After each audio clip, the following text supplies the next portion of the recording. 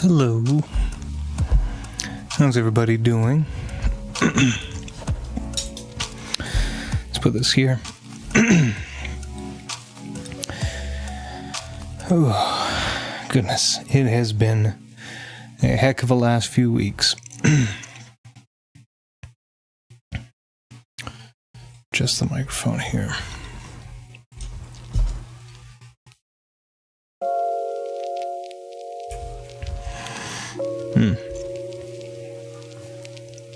Alright, let's see. What have I missed? Steve from Minecraft is there. I'm not quite sure what we're talking about just yet. Speaking of fighting games, Fatal Fury, City of Wolves is one of my most anticipated games.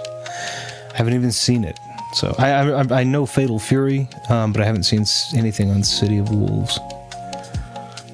They announced Ken and Chun-Li will be guest characters for, I guess, Fatal Fury. That's pretty cool. Terry's in Street Fighter 6 also. Retro also loves fighting games. He's incredible at Mortal Kombat 2. I am not. I'm much better at the newer fighting games than I am at the older fighting games, though. And I'm slightly better than I displayed by using the 3-button controller because I'm not very good at using the start button to cycle the button combinations, but I'm also just not very good at those. Haven't played him much in Street Fighter 6, but he's fun to give out. Yeah. Haven't played any fighting games because the inputs seem complicated. When it got to be three-dimensional inputs, how do I want to say this? It wasn't until, like, with the early ones, like Mortal Kombat 1 and 2, I don't think I started kind of getting the hang of things until Mortal Kombat 4.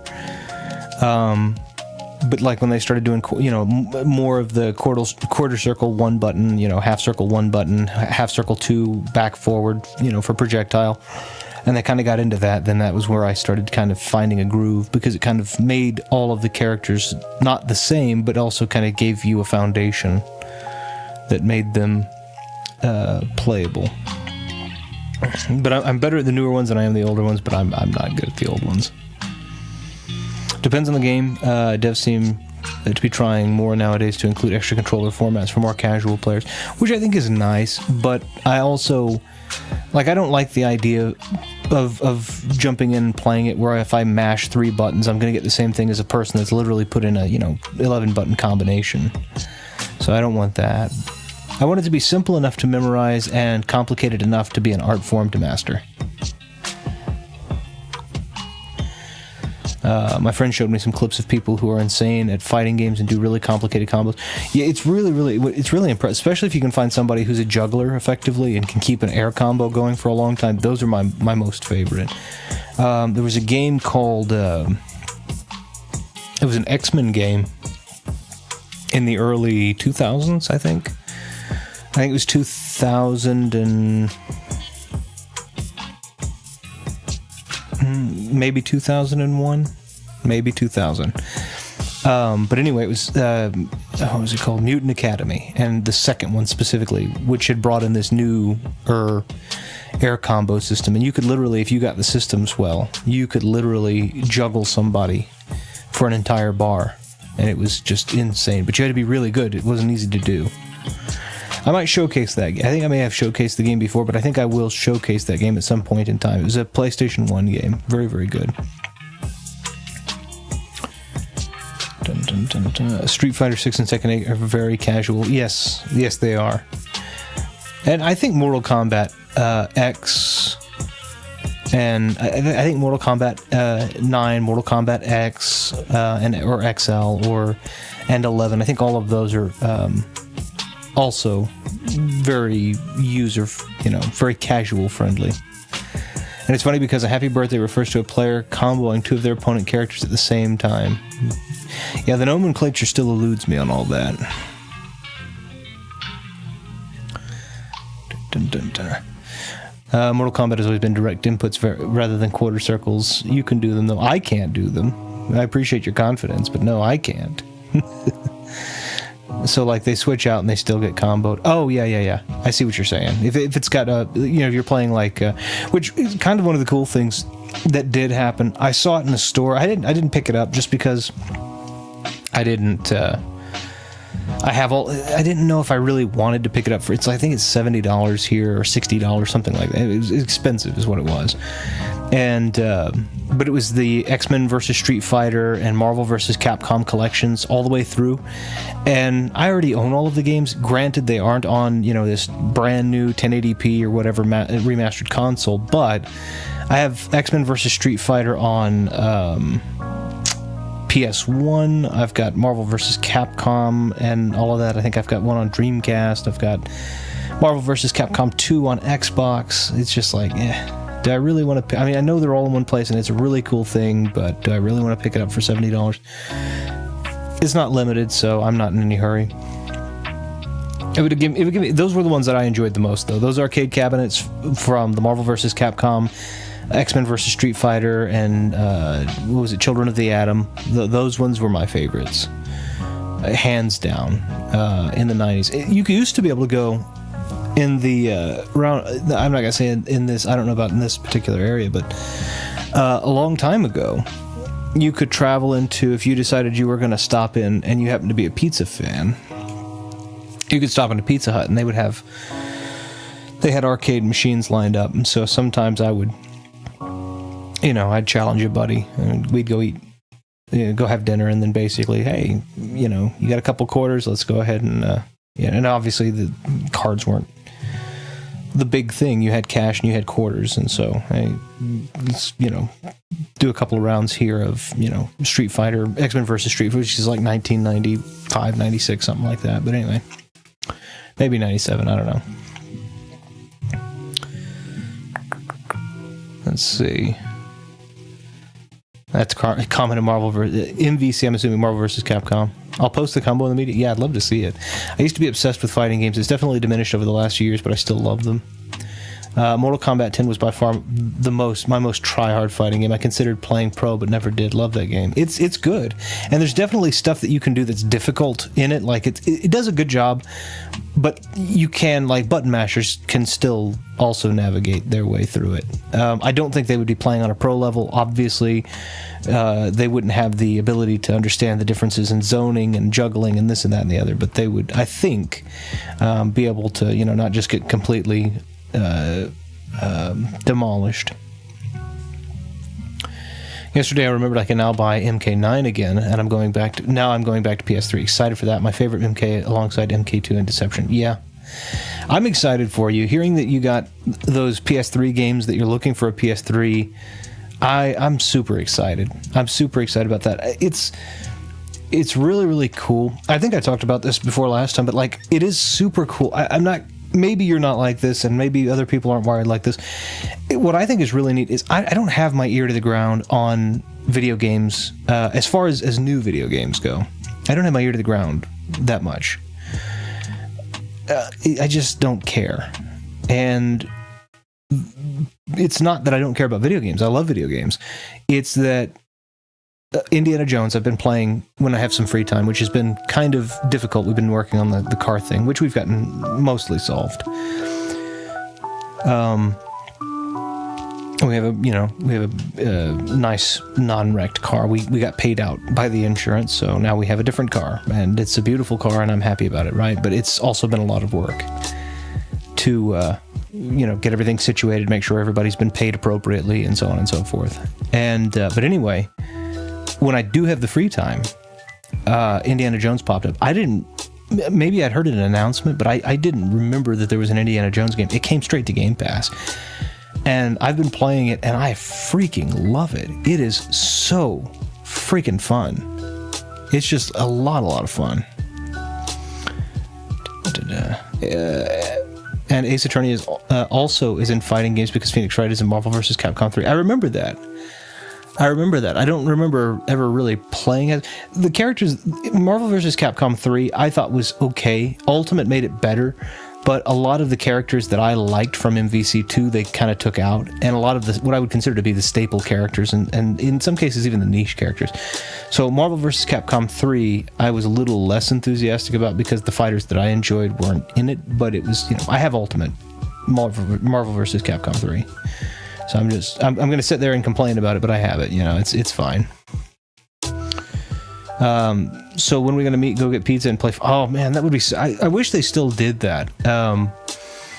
If they still did that, man, you kidding me? Obviously, we're separated by an ocean, but at the same time, like, if either one of us were to get the opportunity to visit the other, like, we absolutely should make an evening of that, right? Go have dinner somewhere, and then like literally go to an arcade and just I don't care that it's that we're two grown men. That doesn't matter. We are gonna like go and actually find an arcade with finding. There are some arcades around here, to be fair.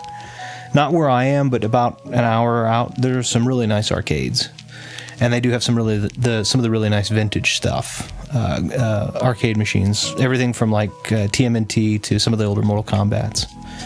That's absolutely something I would love to do. I'm just tired. Let me make sure I got this right. I'm just tired of 90% of new releases. Obviously, there will always be exceptions, but I miss the older consoles. I miss the older consoles, but I think part of the wonder of video gaming, to me, is not knowing. Like, I remember getting to see something coming out on a magazine, and I'd be like, "Oh, that looks cool," and I'd pass by the magazine section. Maybe I'm trying to pick up a couple of groceries or whatever, and I passed by the magazine section, and it would be, a demo disc inside. There's like a magazine. It's $11-12 magazine. It's got a demo disc inside, and it's like, hey, you have, there's a new Splinter Cell coming out, which I love Splinter Cell. I think those are really kind of the last games that I remember that happening for, but I'm sure they happened. But anyway, Splinter Cell was early 2000s in that case. And I was like, oh, that's cool. I like Splinter Cell. And now they're doing a new Splinter Cell, and I do know about that. I don't know when it's going to come out, and that's fine with me. Like, whenever it comes out, it'll come out, and I'll be happy with it. But I liked that kind of, like, tease, but then I didn't know everything about it every step of the way. I didn't need to. When it dropped, it was a pleasant surprise. That's what the Indiana Jones game has done for me. And I know about the Splinter Cell game, but when it finally drops, that'll just be a pleasant surprise for me. I'll just be I'll just be happy. That's good you got a new one. Yeah, absolutely. MVC2 has a crazy roster. It does. It is, and the art style was really nice. The way that they did it, they very perfectly melded the old versus the new for the time. They had this kind of like chalk art style for all of the characters. I mean, I really think that there was a lot of love that went into that game. Still can't believe Blade was never in it. Yeah, I know, that's kind of interesting. But they put Blackheart in them. Can you believe that? They didn't have Blade, but they couldn't find a popular character like Blade, especially around that time when there were still Blade movies coming out. But they could find Blackheart, who nobody really knew about at all until the Ghost Rider movie, I guess, which it was not a good depiction of him, but doesn't really matter. Should be in those games? Alucard. That would be really cool. That'd be Castlevania. MVC, Marvel vs. Castlevania would be insane, but most of the Marvel characters would not survive that for real, I say for real. That's true. Not many people know that. No way, there's a YouTube video here, and I can't click on it because it'll open up and you'll hear everything, and I don't know what it is, so let me do it elsewhere, just so that I don't disrupt everybody's listening experience.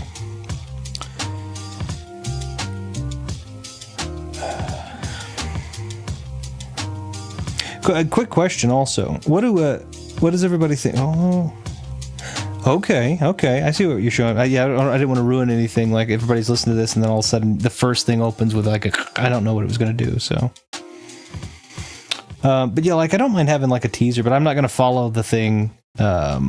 I just don't feel like it's a good thing to follow the thing. Me personally, again, if you do, then that's okay too. I'm not criticizing you, but like following every little development, this and that and the other, I think it just pressures everybody into pressures the developers into trying to hurry up. It pressures the people who are upset because they're not getting it, and so I'm just like, oh, I'm excited that's coming out, and then whenever it comes out, I'll be like, I'm good.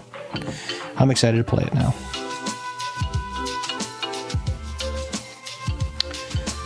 Check that out, by the way. I'm watching it right now. You have to forgive me, I can't see the chat right now because of it. Ninja Gaiden Ragebound. And from the makers of Blasphemous, which if you haven't played oh my goodness. Oh, wow. Okay. This is definitely my style. I don't know if I'll play this on the channel or not, because if it's from the makers of Blasphemous, it's going to be really freaking hard. But I am definitely going to play. I might play it on the channel. Who knows? I don't make claims to being good at games. I just make claims. This isn't a place for expert gaming. This is a place for fun. That looks amazing. Okay, it's Koei Tecmo, so it's the Ninja Gaiden people. That is fantastic. Yeah, I absolutely will play that. I will absolutely buy that. That looks wonderful. By the way, just quick question: how you feel about my thumbnail? I got him holding my logo. I don't know who he is, but he's holding my logo. I wanted to make a different. It's on the same playlist, so if people want to watch the Hat in Time all the way through, then they can. But I wanted to make a different thumbnail to differentiate. So they're making another Ninja. Yeah, it's a 2D Ninja Gaiden game though. And I don't know. Again, this is a generational difference, but I find when I name Ninja Gaiden a lot of times nowadays, if I name it in this kind of gaming community, Ash, Omega, all of you guys, then you'll immediately go. I think almost all of you will immediately go to the NES trilogy. And that's where my mind goes also, but I found that a good amount of people nowadays, their mind goes to like the Xbox Ninja Gaiden Black. So it's kind of weird to say it that way, but that looks fantastic. It very much reminds me of oh shoot, now I can't think of the name of it. I'll think of it here in a bit. I have it. It was the Messenger cross this other game, but anyway, it looks wonderful. I remember seeing speedruns of Ninja Gaiden 2. They were crazy. The 3D one or the NES one? Blade is probably my favorite comic book movie. That was a really good one. It was really fun. Don't worry, I'll never send a link that's weird. It's not a worry about that so much as it is like I think I had done it before where I open a link on it and the first thing that happens is either like a thunderclap, somebody screaming, something like that. And so I've got the volume level set here. If I open it up, it actually goes through the audio and then all of a sudden it could be like a. So when I'm not thinking it's going to be like offensive or whatever you want to call it. I'm thinking I just don't want to jar anybody, I guess is what I should have said. If I said otherwise, I misspoke. That's my apology. I used to do it, now I don't. I still follow one news source. That's it. That's fine. Again, whatever works best for you. I like the idea of knowing here and there, and then I'll forget about it, and then later on it'll be like, oh yeah, I'm super excited about this. You can trust me to show you new releases that are worth. And that I appreciate, because that it's, you'll send it to me and be like, hey, this is coming out. This looks cool, doesn't it? And then I'll be like, yeah, that's great. I'll get excited about it. And then when it finally comes out, I'll remember that as a point of reference. I won't remember the journey in the in-between, but then when it comes out, I'll remember, oh, Ash showed me this. This will be good. Ash showed me the Ninja Gaiden game. I have got to get this. I saw that trailer. I didn't even notice that. Does it look okay? It's simple, but The furry holds your logo. Yeah, that's what I was trying to go for. I don't know who he is. I have a guess. So when they have this thing, it's called, we'll see it on the game, Nyakuza, I guess. And when I say that, I think of Yakuza, the Japanese mafia. And then I assume, I don't know this, I think my daughter has told me, but Nya or Nyan or something like that is apparently the way that you spell the Japanese word for the sound a cat makes. For me, it's for people in America, it's meow, right? MEOW. But I guess in Japan, it's nya or nyan, something like that. NYA, either in or not, or just NYA. But anyway, so I assume it's a cat mafia, but that's about the closest I can get from the portmanteau. I have not messed with it at all.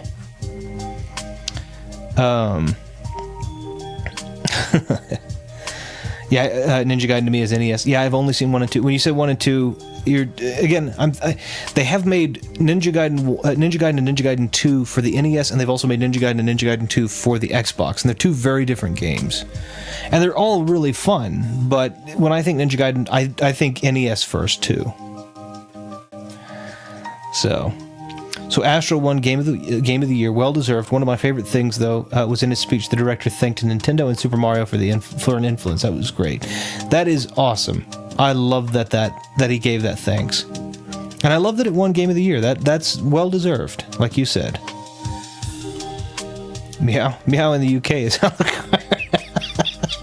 that's funny. You get a little star with a rainbow. The more you know.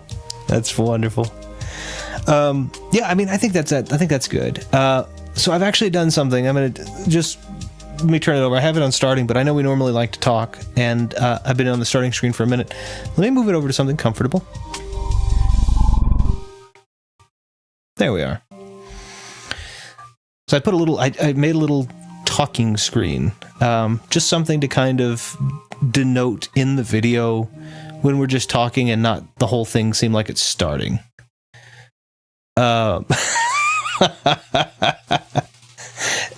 Ash, you can have I haven't made any money on it, but you can have 100% because I absolutely did use your idea for reference. You said you liked the idea of me sitting in the chair. Of course, you can't see me sitting in the chair. My logo is actually in the fireplace on occasion. In an open... I never agreed that. Where's my cafe? It said starting on the top, and I couldn't figure out how to make the little animated rain, because I love the rainy animated cafe. I couldn't think of how to make it, something that was just kind of, it didn't indicate that we were starting, it was just kind of, we were talking. And so I thought, well, it might be nice. And then, Yash, your idea of just the chair next to the fireplace came to mind. And so I had to see if I could find a way to make a loop with stock video or a video that somebody else had, I'm not going to lie and say, oh, I invented this. I clearly did not invent this. I did make the loop that you see here. I did make it in a short loop so that it would fit into OBS, and I did blur it a little bit to kind of make it like through hazy eyes. And then obviously up at the, I don't know if you can see it, the top right hand corner, it's kind of hard to do, but it looks like it says, kind of, I think it looks like it says Retro Talk, but it does not. Those are the Greco-Roman alphabet, and it just so happens that that kind of that what it actually says in that is Let's Talk, LET''S talk, but it comes out kind of looking like it could also say, if you squint your eyes, Retro Talk. So I thought, oh, you know what, I'll just leave it there gently, blend it in. So I thought it might just kind of be nice and cozy. This is a place where I could absolutely get lost for a minute, in conversation, in a book, it doesn't matter. This is a room that I thought, so hopefully it's all cozy for everybody, and again, for people who are scrubbing through going, well, when is he going to get to the game, they can actually see, oh, he started talking here and this and that and the other, so. Hey, there are 2 chairs there. Maybe that's a hint for a very handsome UK friend to co-host soon. Interesting, handsome and humble. Who is it? It's me. I mean, hey, we've talked about different projects. We've worked on some projects. I'm always game for co-hosting projects. I think it's really fun. It's definitely been a busier year than it has been in years prior for thousands of reasons. I could literally list off for the entirety of this stream, but I won't bore you with all of the details. That would be. Let's see. How off topic? Sorry. Hey, off topic. Would you cover my health if I happen to walk into that fire? The insurance payments. I would hope you wouldn't walk into the fire, but we have a fireplace here that we keep. It's getting cold, and some of the days are now in the thing about Texas, right? Is the summer, you got about 10 months of summer, and the hot is, for Fahrenheit people, about 115 degrees, 48, 49 Celsius. And then we get down in the winter for maybe 2 solid months. We get down to where the highs are like 20s and negatives. And so like we had gotten to where we're starting to get like highs of 22 and stuff. And so we've had our fireplace lit. Well, we have cats, we have dogs, and they decide that they don't know what fire is sometimes. So we do have a gate thing that goes in front of the fireplace. It's intended for fireplaces to keep things from just walking into them. So maybe that would stop you. Maybe I put a gate up on there. I thought it said Simon's Quest. Fun fact, that's part of the franchise featuring Dracula, and Dracula backwards is... This back and forth is great. I love that. I'm super excited. Speaking of Castlevania, one of the things that I have had in the front of the brain is the Dominus collection, because I have been playing the Dominus collection a little bit. I love the Dominus collection, by the way. It was a collection that I had stated. I think I'm on record which is to say that I have been recorded stating it. But I believe I was recorded saying that I wished that they would do a version of that back when I played Order of Ecclesia on the channel. And now they've done the Dominus Collection. I was half tempted to go back and play Order of Ecclesia, but I said, you know what, I'm not going to bore people with that. I did pass Order of Ecclesia on my own time, and I am excited in February to get my physical copy. I'm not a big fan of limited run as a company. We've got all our arguments there, and I'm sure people understand and, maybe agree or disagree. But I think that the Dominus Collection, I want the physical thing. I have the physical for the previous ones. If there's one service that I can say that limited run does do well, it's making a physical copy with the entire game on the cartridge for kind of niche, hard to find Nintendo games. So I'm okay with that service. We've talked about 600 projects. No, not at all. Not at all.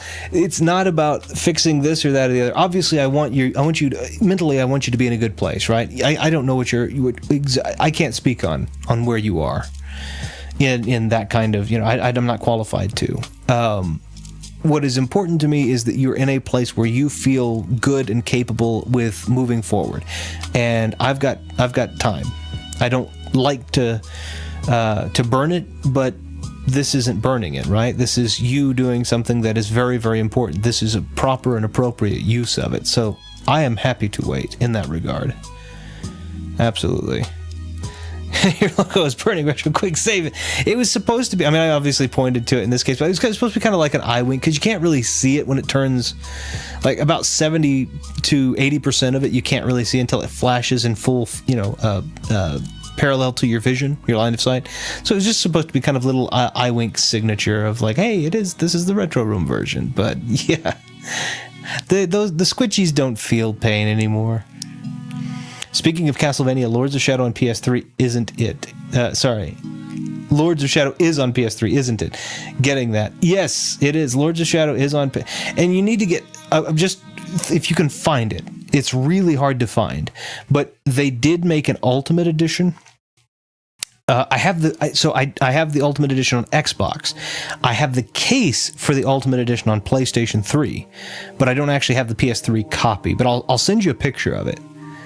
And it's the Ultimate Edition came with there were two DLCs, Reverie and another one I can't think of. They both start with R, with the letter R, I think. But it was, I don't want to spoil. I'm saying I don't want to spoil it. The game is 15 years old almost, but it gives the backstory as to why. So the Ultimate, Castlevania Lords of Shadow Ultimate Edition, not the Collector's Edition, but the Ultimate Edition, that comes with the game and the DLCs. Then there is Mirror of Fate HD, which is actually pretty cool. It's a side-scrolling, similar to the old ones. It didn't work for a lot of people. I thought it was still kind of cool and innovative. And then Lords of Shadow 2, which Omega and I are at complete disagreement on. He hates it, or he doesn't hate it. He very much dislikes it. And I certainly don't think it's a strong, I don't think it's a super strong game as far as Castlevania goes, but as a game in general goes and where you get to be, a character like Dracula, it's kind of cool. So I think he gives it like the 4 and I give it like a 7, right? 2 points above and 2 points below. 2025 will be better. Gonna be like hey, no worries, man. Don't you do what's good for you. I'm good when you're ready. It's no worries. I mean, when you're ready, I'm excited for it. Don't get me wrong. But yeah, you gotta take care of you. That's what's important. I like the Flash. Speaking of Flash, can you close your... it's funny you say that. There are times that I've done this where I actually was in a robe. I'm not. I'm actually fully, dressed. I've had stuff to do today, so... I don't usually have it open though. If I'm wearing a robe, I'm usually wearing it's when I'm doing the earlier streams and I'm just, being comfortable. Anymore, Retro, did you burn their nerve endings? No. The squitchies are otherworldly. They're more advanced than our pain. They can't perceive something as lowly as our pain. Yes, sure. I mean, if you want we don't have the same case, but it's just a case. If you want the actual case, like if you find a loose disc and you want the case for it, Just tell me, I'll send it to you. You can have it. There's no reason for me to have it. I thought I had the game. I don't know. I don't remember what kind of shape it was in, but it was just given to me because it was a Castlevania fan. They're like, hey, I don't know if you have this, but you might like it. I was like, okay, well, but I do have it, so it's like I'm excited to play through Dante's Inferno again. Yeah, that game is messed up in some weird ways, but it is such a cool game. I completely agree with you. I have to remember. There was a fun fact, though, I think, about which I found out way after that. I remember the Ain't No Sunshine. I don't know if anybody really remember this, but there was the Ain't No Sunshine. It was Bill Withers. There was a commercial with him doing the video game cinematic, and it was playing the Ain't No Sunshine by Bill Withers, and it was one of my favorite trailers, and it's just super, super cool.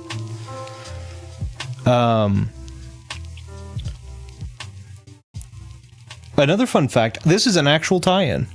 The voice actor for Dante in Dante's Inferno is Graham McTavish, and the Netflix Castlevania series, it's not really an anime because it was done in America, but it's animated, is also, the voice actor of that Dracula is also Graham McTavish.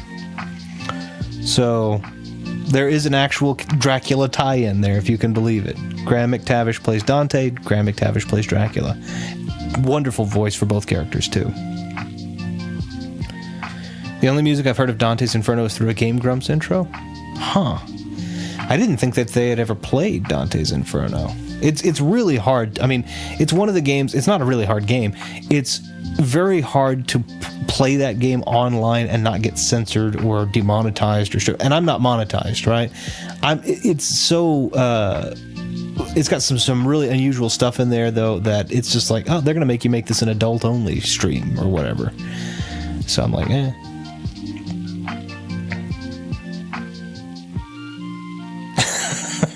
I don't send to me. I'm at the image. Well, I'll send the images, of course, as well. But I mean, again, if you do happen to find a loose copy and you want the case, I don't believe I have anything in the case. You can have. If I have it in the case, I also have it on Xbox. You can have it. I just don't think. I mean, you'd have to have a. I don't remember if the PS3 is I think the PS3 was region locked. If it is not region locked.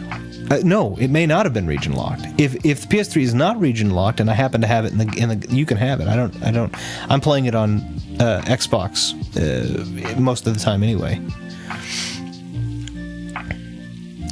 I already appreciate the favorite mod bonus of £2,000. Thank you. Yeah, right. That's what someone who is actively burning their logos for their own twisted enjoyment would say. Yes, it's transcendence. They've drunk the Kool-Aid. I promise. This isn't a cult. No. I think the loop's pretty good. The only thing that's really moving is the fire, but it doesn't look. I mean, it looks like fire to me.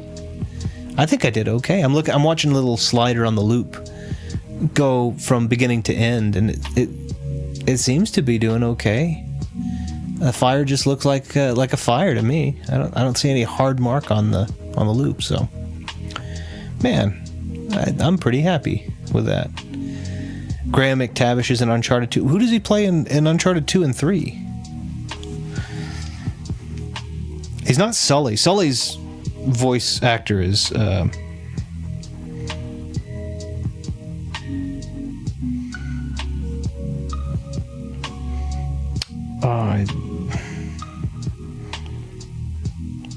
I can't remember what his name is, but he's got such an awesome and unique voice. He doesn't look anything like you'd expect him to, but he has such an awesome and unique voice, and it's just like,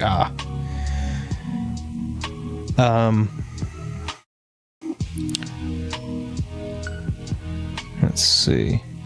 It was the one where they played Overwatch against Funhouse? Oh. They played Dies Irae. Okay. I gotcha. Dies Irae. Very cool. He plays the main villain in 2 and Cutter in 3. Okay, hold on. I gotta look at that again. Let's see if I can.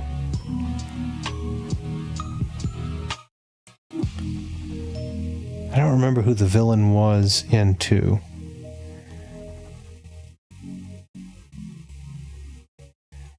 Oh, okay. Okay, I haven't played it in a long time. Now I've got it. Yeah. Okay. He's just got such a good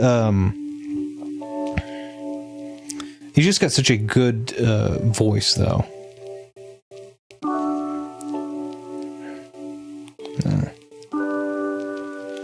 Let's do.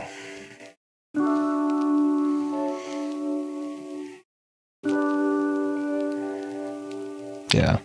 He's got such a good, Graham McTavish just has such a great voice, and it's gotten, I think, progressively better. Like, if you listen to it in Dante's Inferno, it sounds good. It sounds cool, right? He's, for the most part, yelling Beatrice, right? For anybody who's read the poem, the game doesn't quite follow the poem exactly, but it's the same basic premise, right? And so, you hear a lot of that. You hear a lot of the, what do you want from me, Beatrice? I'm sorry, this and that. And so you hear all kind of the yelling. And then when he's Dracula, he has some subtlety in it where he's, he is doing still a lot of that same yelling, but then he's like there are no innocents, that line. But then he also does the monologue, the short monologue that he gives to the old woman that's planting flowers on the burned house.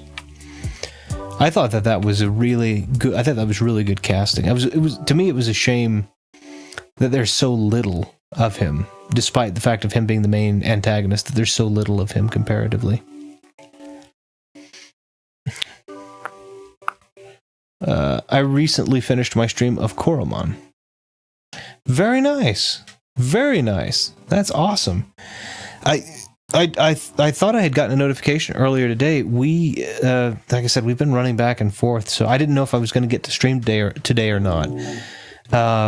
We've been running back and forth trying to get this insurance and the car thing situated, and it just so happened to work out that I was able to carve out some time here and stream. Now I've still got to go back out and do some stuff with the car here after the stream, so I'm literally just making the window to decompress from a busy week, and then I'll do working next week, and then I'll be off for the holidays. I'm taking 2 weeks off for the holidays where, depending on where I am, there's some travel involved, so I may or may not be streaming on those weeks just because, and I'll try to keep everybody appraised as that gets closer. But it'll be a lot more of this until we, finish that, basically. I think you would like the game V Rising. I think I have that game, but I don't know that I've played it. Cool Castlevania Pack 2. Yeah, I think it's kind of like... I think maybe I've poked into it. I think I got it as a part of a bundle, or may have gotten it for free. It was kind of like an isometric, old style, not Baldur's Gate, but like almost RuneScape-ish type layout, wasn't it? I've been streaming since November, but no one ever shows up, especially my friend Retro. If you had been streaming, you had better believe that I would have known about it at the very least. Now, of course, I'm not going to lie and tell you if you had been streaming these past couple of weeks, I'd have been perfectly present because, again, car crash insurance, that's been a lot. But if you had been streaming since like November 1, yeah, I certainly would have at least stopped in and said hi and done what I could do and seen what, absolutely would have been there. It's been tough. Again, it's been tough recently just because of fixing everything up to make it to everyone's everything, and I apologize. I know Omega's done some stuff. You just said, Fighting Max, that you had done Koromon, and I apologize that I didn't get to make it there. It has been so much. You stack that on top of holidays, and it's been a lot. I told him I was streaming, and he said, do you think... I did not say that. I absolutely did not say that. Coming to my stream again, and I'll get Viddy to break your kneecaps. No. And I feel really bad. That reminds me of the other thing. Viddy did go ahead and make an announcement.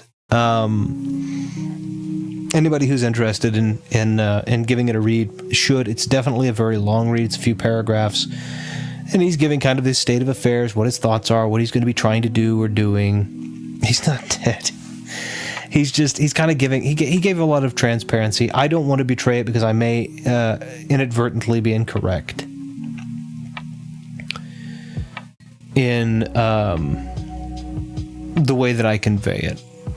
But there's been a lot of stuff that's changed and gone on with him that I think it would be... I don't want to do the disservice of misrepresenting, but I think that if you should get the time, it's something that I would recommend reading and checking in on, and just doing the... Did you do it on a community post? He did, yes. And again, it's like 3 or 4 paragraphs. He's very comprehensive in his writing. I put a message to him.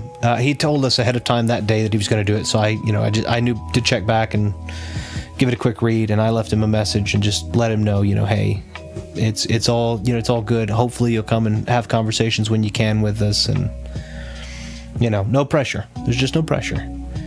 I think this internet thing, for a lot of people, and I don't know why, I don't understand why. I mean, I can see why it could be, but I just don't understand why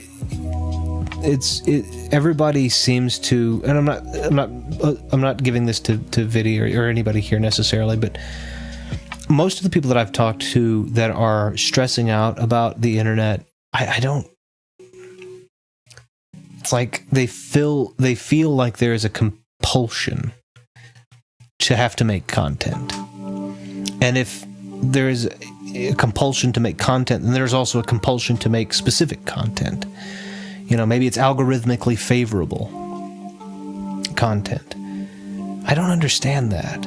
I don't do this because I feel like I have to. Like, I'm not trying to make money out of this. I don't make content, quote unquote, because I feel like I have to. I stream and talk with friends because I want to. Like, this is my taking a break from a stressful day. This isn't me feeling like I have to hit a quota. I've been stressed. I'm not stressed, I guess, but it's been a busy and somewhat exhausting week. And this is my ability, this is my time to come and talk with friends and play games and have fun. And I don't care if the algorithm likes it or doesn't. That I really doesn't make a difference to me. I do not care if I make another subscriber. I don't care if I get 50 likes and 50 dislikes. I don't care. I don't care. None of that makes me feel less of like I've accomplished less of what my intention was, because I never went into it with any of those things in mind. I went into it saying, I'm going to play a video game, and I've got friends that are on the internet that talk back and correspond with me and give great suggestions about this and that and the other. And in fact, we have both of you who are here right now, Ash and Fighting Max. Ash, your idea for this screen that I have up, and Fighting Max's idea for me to stream the DLC of A Hat in Time. Like, those are the things that I enjoy doing. I don't feel pressured to do it. They were good ideas, and I'm happy to have that kind of community to give those kind of great recommendations. So I don't know. I just don't. That's,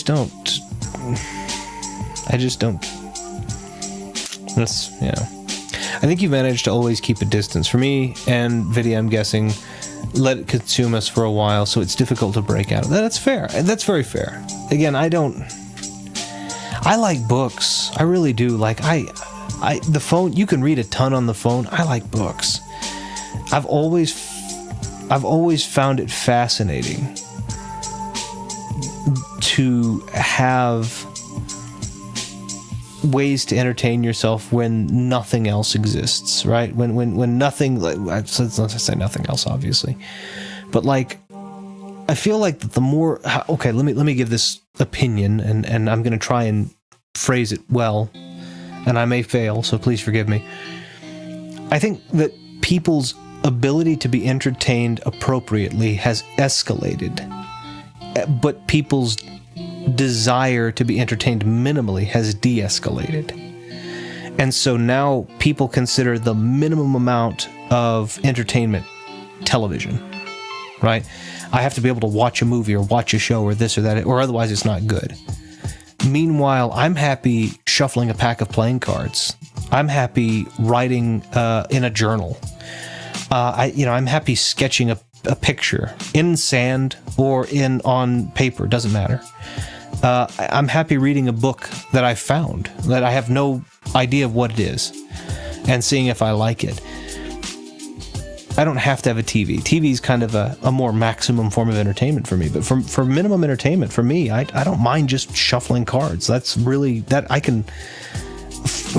For 30 years, I'll tell you this, in 30 years, I've probably burned over 30, I've probably burned like 30,000 hours.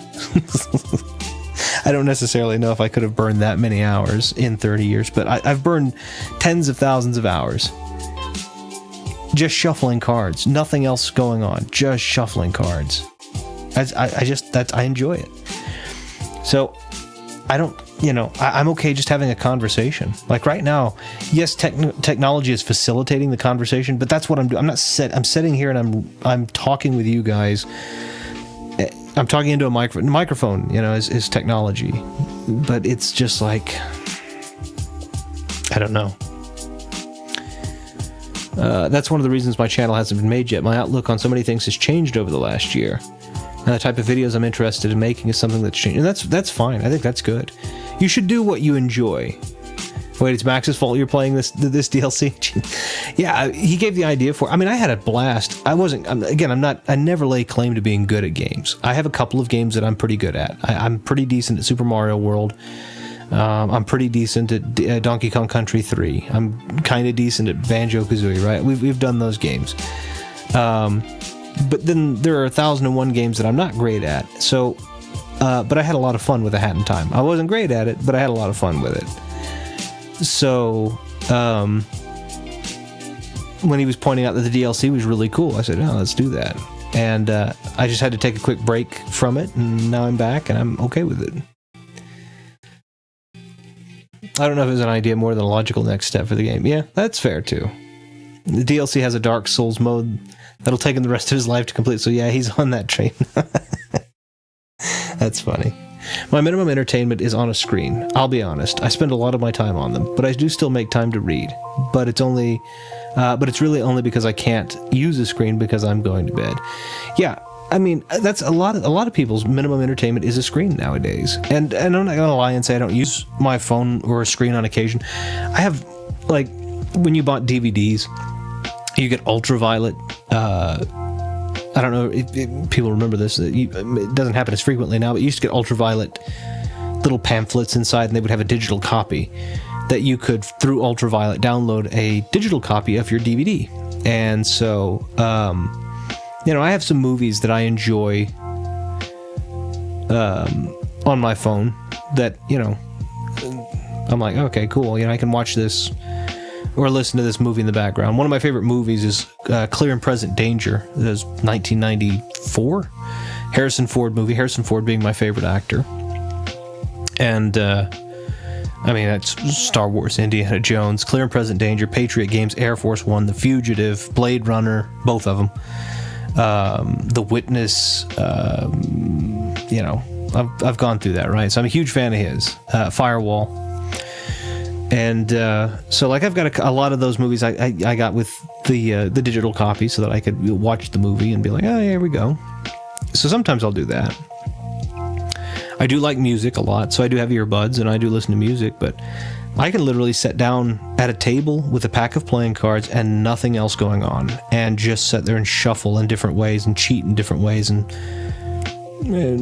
whatever else for hours at a time. That's just me. Okay, I'm sorry. I don't watch TV anymore. YouTube has definitely replaced that. I've been dialing that back too, though. I'm only subscribed to about 30 channels at the minute. That's perfectly fair. I don't know how people watch movies on phones. It baffles me. My phone's huge. My phone is like it's a brick. I have big hands, so I needed a big phone. So it's anyway, pretty good size. But like I'll watch. Well, I do a lot of traveling too, and sometimes like when you're flying on a plane, especially. Trying to read a book is very difficult on a plane because you've got people snoring, you've got babies crying, your ears are popping from the difference in this and that and the other. So sometimes it's easier to watch an in-flight movie on a phone, because you have to put your earbuds in and this and that and the other.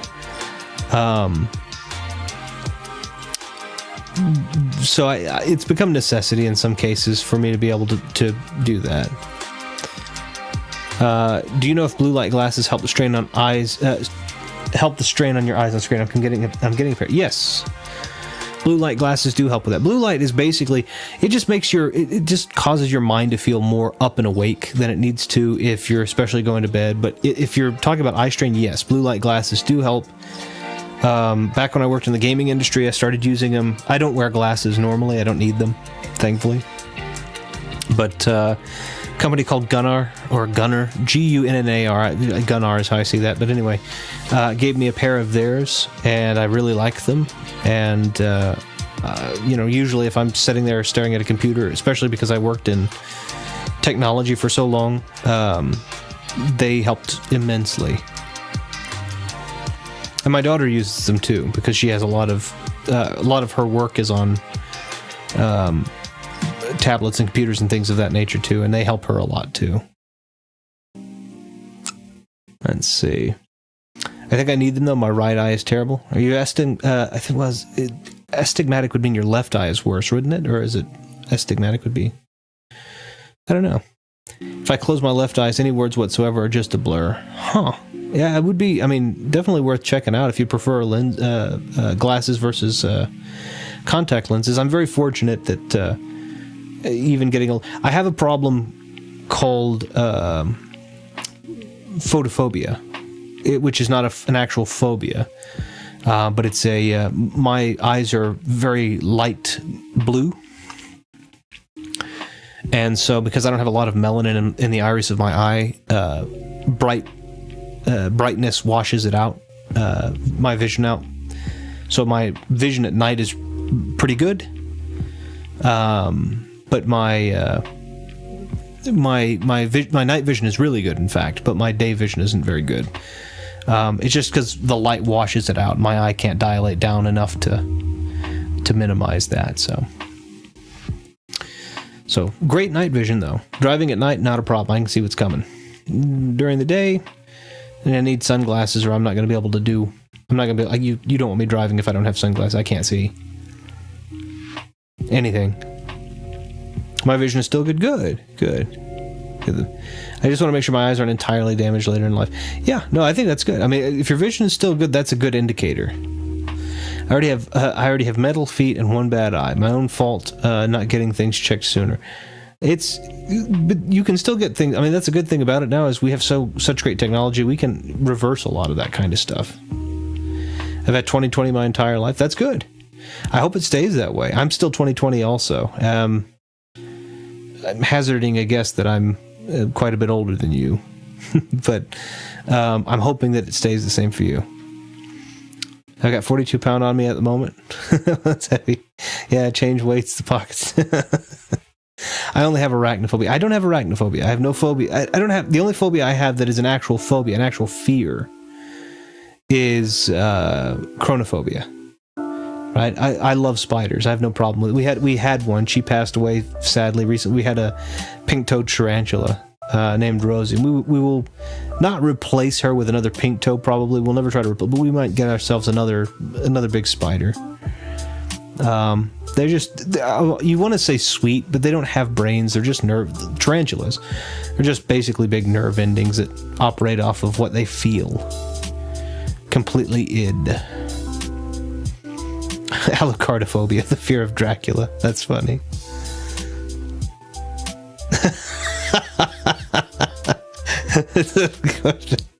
Dog backwards is also God, and God backwards is Alucard. How does it happen? The word can be flipped triangularly. And Alucard backwards is Jack. I hate spiders, but that's actually terrible. Anna was incredibly sad. I was sad about it. Anna came to me, she just tears in her eyes. She's like, I don't know what happened. I just found her in her little curl, and I'm like, it's okay. Sometimes that happens. And we talked to a good friend of mine who's also very snakes and spiders. Very good, he's been a friend of mine for, probably a decade, little over a decade. He's been on this channel before, in fact, not as a voice, but as a chatter. About 600 Ewoks is what his name is, and he kind of gave us like, "Hey, this can happen. It's just unavoidable." We're like, "Oh, okay, yeah." We that made us feel better. I do think it's cool that their legs essentially work like hydraulics. Oh, it's absolutely cool. And what's really cool, and I've said this before, tarantulas are not very smart. They're not smart at all. They don't have brains. But jumping spiders are super cool because they actually do have the ability to plan and to learn faces and to be trained. And they're super sweet. They are actually sweet. Like we have a few of them. And what we do with them, the tarantula had her own enclosure in her own house, but with the other spiders, what we do, the jumping spiders, we have potted plants in the house. We give them home in the plants. Because what they'll do, we just, wherever they roam, it doesn't matter. They're not going to hurt us. They're not venomous or anything, so we're not really worried about that. And we just give them home in the plants. What they do is they'll build a little web towards the base of the plant, and then they'll draw in any flies that might come in during the hot seasons. And then now all of a sudden, the flies that we normally would have out here in the middle of absolute nowhere, which are just ridiculous, are cut down to nil. I mean, even if they don't eat all of them, they catch all of them. They're brilliant. If I ever do visit and you have a spider, you'll have to lock it into the depths. It'll be spitting up. Yeah, no, I would. We do have. I'm just to throw it. I mean, as far as tarantulas, I wouldn't have one out and about. But I will warn you that our potted plants will have jumping spiders in them. We don't make everybody privy to that because a lot of people do freak out, but they're all trained and they're all sweet, and sometimes they'll crawl on the ceiling, make their way to another potted plant, but they stay in their lane very much so. They're very sweet, very pretty too. Little like iridescent blue and purples. Jumping spiders are cool. Spiders shouldn't jump. Spiders shouldn't. They should though. They're so good. Mosquitoes shouldn't exist, but they do. I'll allow it. It's Vinny. Spiders exist. Is this a fact? No, it's a point of view from a human being. Me, at the moment. But I think it's a good point of view that spiders exist, but do spiders exist? Welcome in, Vinny. Spiders do exist, and my point of view is that I think it's a good thing that they exist. I like them. How do you train a spider? Jumping spiders can actually be trained the same way as you would almost train a dog. You can actually train a jumping spider to give you a high five or high fives, and you can even teach them to alternate their little hands and everything.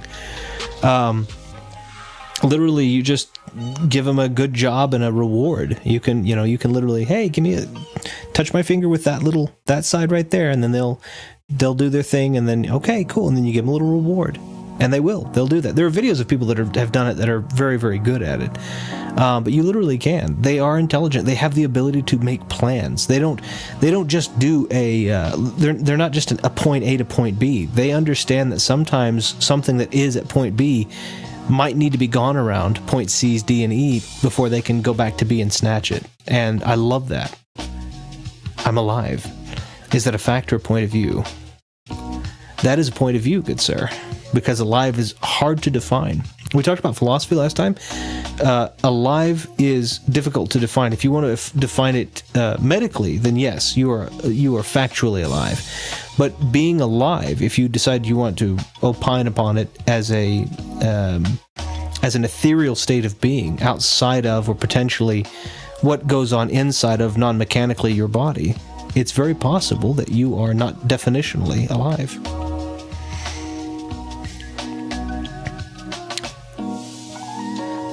Hi, Ash and Ma. You train them just like women. No.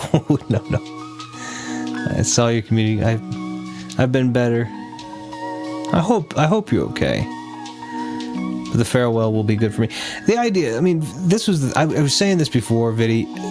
I love to watch your stuff. I think your stuff is a lot of fun. I think the stuff that you film, I love the candid stuff. I think the candid stuff is great. Part of it is your personality to me, which I think is a very open and very warm kind of, you feel like a genuine person. And And then when you film your other stuff, I love this, like the cinematography and some of the stuff you did. Like, again, one of my favorites is the walking away at the end of the first kind of farewell. I thought that was just such a good shot and such a good way to do that. But that having been said, I was saying this to Ash, and maybe you can opine, or maybe you will do so differently, but is when I make stuff, and I don't want to say content making or making content, but when I do this, when I have these conversations, I come online, I make a stream or whatever the case is, I do it because I want to. This is actually my escape from the stressful situations or the difficult or mentally exhausting situations. This is my escape from that. I'm not interested in growing or shrinking or whatever the numbers are in any of the analytics, right? I don't really pay attention to that. I might go back when I jump onto my channel. In all honesty, when I jump onto my channel and I make the new thumbnail for the next week, I'll see what the previous week did as a consequence of being on my channel for a second. It'll just pop up and be like, hey, this one got 100 views. And oh, that's cool. 100 people, took a minute to look at what I do. That's really awesome. But beyond that, I really just don't care. And so that's my thing. Is I guess for a lot of people, does it become the opposite? Is it this what you do that creates the stress versus being to get away from? Vidya is leaving the money and fame to become a kickboxer in Thailand. That'd be cool. I did try a bit of editing in preparation for my farewell, though I don't think anyone saw it on my Discord, at least not yet. Okay. Was the philosophy comment directed towards me? It was. It was. You're welcome to opine on it. It was something that Viddy had mentioned that I was giving a philosophical answer to. Philosophy has become a casual interest again for the first time in years. I have a book that I think you would like. Then Viddy, I'll send you a picture of it. I don't know if you have its like there. If you don't, let me know. And I'll go pick you up a copy. And I have no problem with this. I will send you a copy of this book. It is one of my favorites. It's also a beautiful book if you're interested in those types of things. But we can agree that that's because of me. Maybe you answered this, but do you study philosophy? I do not. I might do a short study of it next year. Oh, cool. Very nice. Yes. I just did the philosophy bit because it was funny. It was good, though. Philosophy is something I have studied very deeply and for a very long time. I love philosophy. I love philosophy. I have studied... My favorite, because I think he came across as much as a poet as he did a philosopher, was Søren Kierkegaard. But I don't agree with everything he said, obviously. Friedrich Nietzsche, I like him. One of the ones that I found most intriguing, I disagree with him in a lot of things, but I also found myself agreeing with him on a lot of things too, so I can't really... but anyway, was Schopenhauer. Arthur Schopenhauer was one of those that I thought was like... Søren Kierkegaard I liked a lot just because his was poetic, but Schopenhauer was just the absolute epitome of a pessimist. Let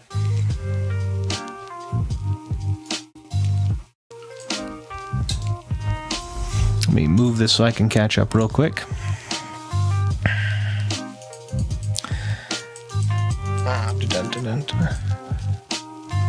I had a great time. Good. Yeah, the philosophy question. Yeah, no, it was fun. You definitely brought that up. It was good. Wouldn't shipping overseas be a bit too expensive? I doubt it'd be that big of a deal. I'm having a watch shipped to me, and they're doing it from overseas, and they're doing it for no additional shipping. That's an expensive watch, granted, so maybe they're eating that cost, but I don't think it'd be that big of a deal.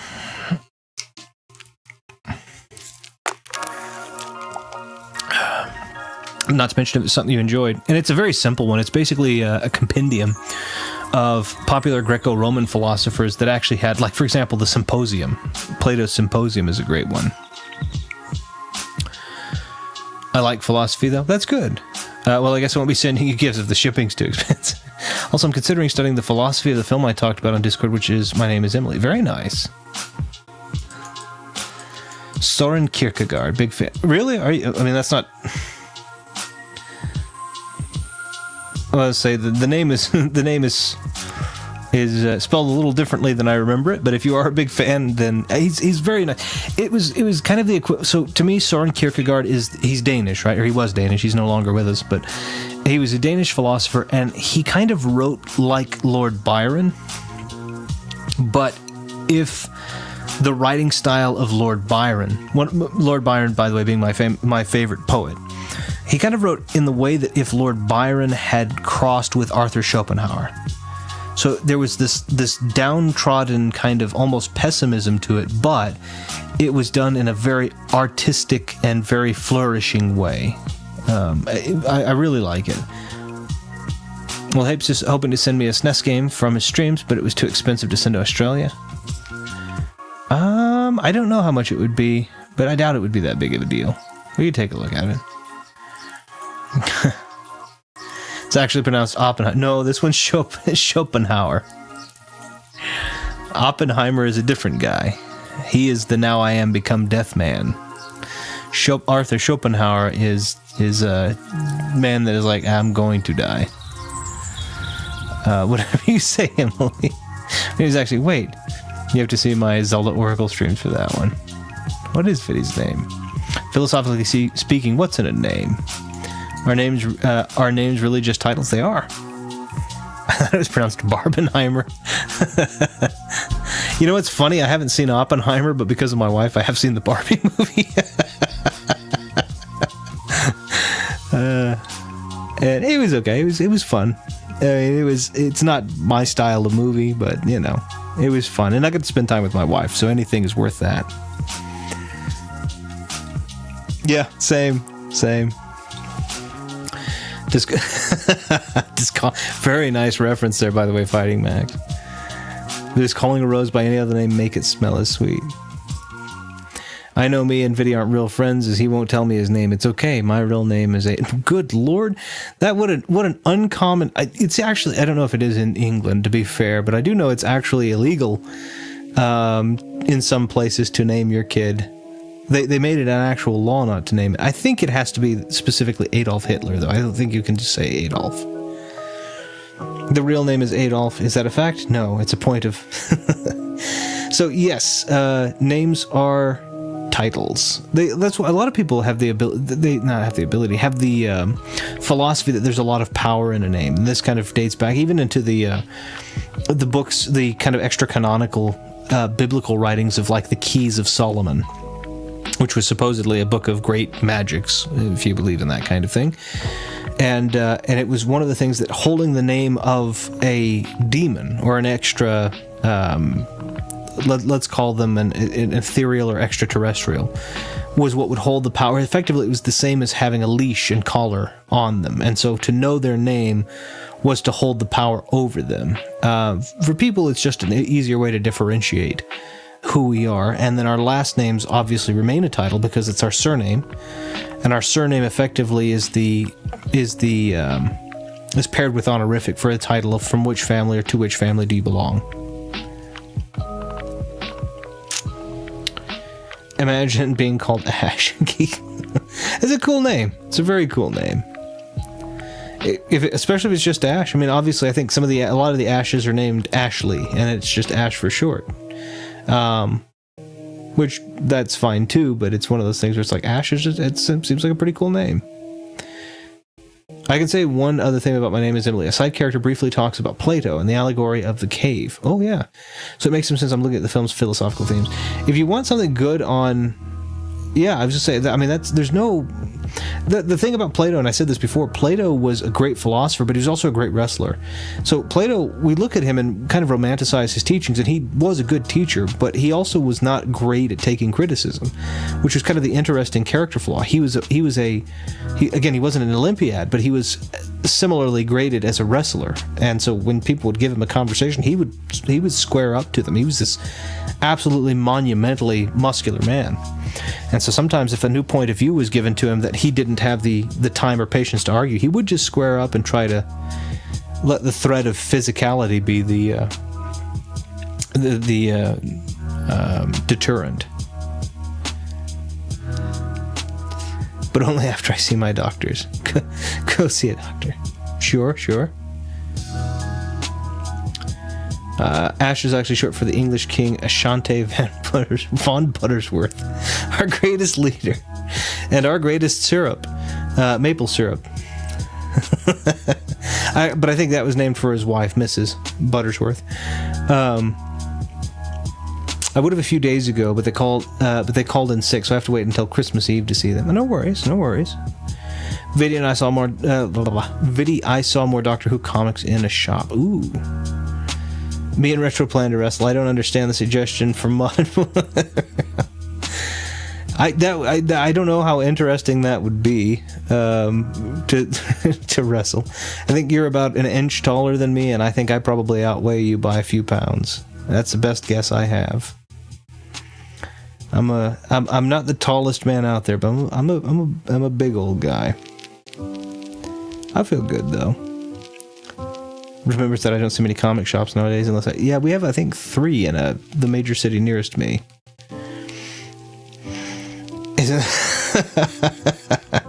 Nice. I have 3 legs. It's quite the weight advantage. I don't know if it's that, but I'm just I'm just hazarding the guess. That was one of the things that I was talking to one of my. I was talking to somebody. We talked about this briefly. I've been working out. I've been eating right. Not that I necessarily had a big problem with the way that I ate, but just more ferocious working out, which I've enjoyed very, very much. And really, really enjoyed it. Trust you. I'm so sorry, Miss Emily. I apologize.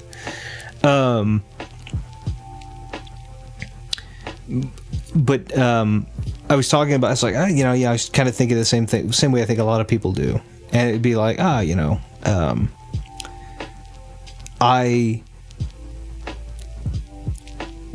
want to get down to this weight, is what I think I said. Something like that. And they were like, yeah, you're not going to get there. I was like, why? You don't think I have the discipline? They're like, no, that's not how you're built.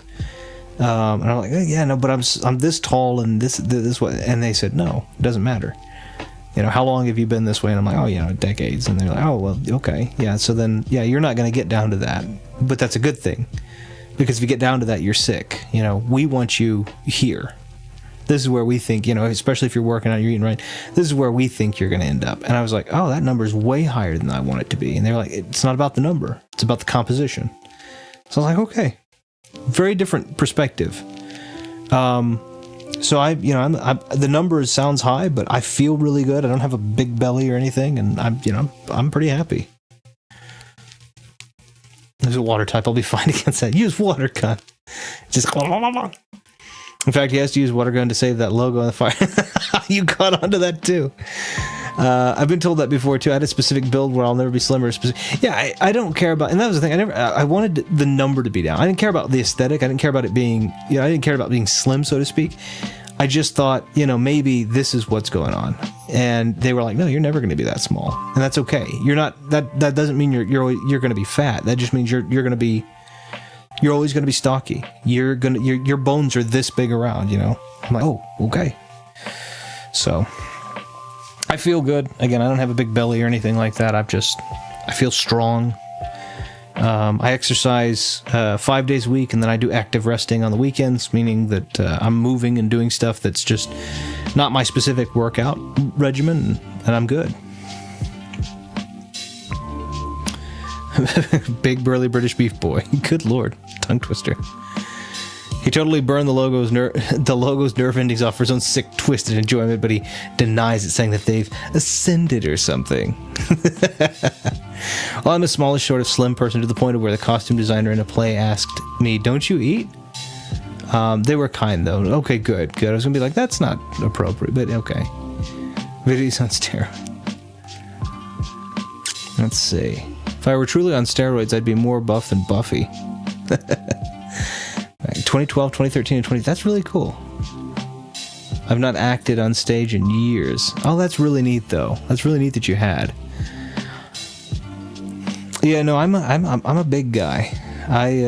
I'm okay with it. I'm happy about it at this point. I've made peace with it, but yeah, I'm a bigger, burlier guy. For darn sure. But I feel good. Again, I feel good. It's nice. I do my thing. So I'm going to take a quick break as I've drunk too much tea, I think. And I'm going to leave you guys with some music, and then I think I'll hop into the game when I get back, if that's all right with everybody. But let me move this over. I have to remember which screen it is. I think it's this one. Yeah, there we go. So I'll leave you guys for just a moment with some nice music. I'll be right back, and then we can get some games started and be talking then in the game.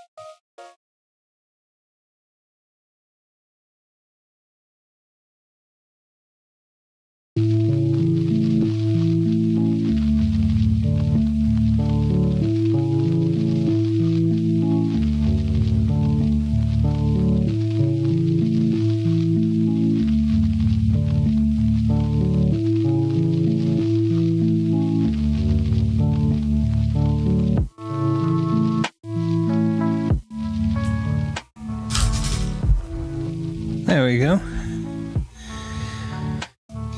Now I have another little thing of green tea.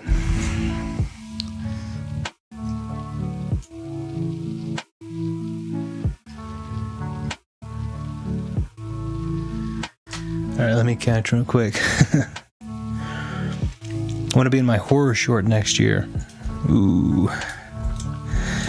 I'm excited for when that comes, Ash. I am very excited for that. I was playing a game called Be Right Back. Now, why wasn't this nominated for Game of the Year?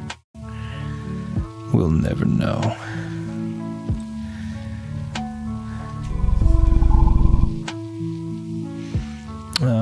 Let's see. Does extras acting count? If not, I did that several times after 2015, but I'm considering looking at acting next year. Very nice.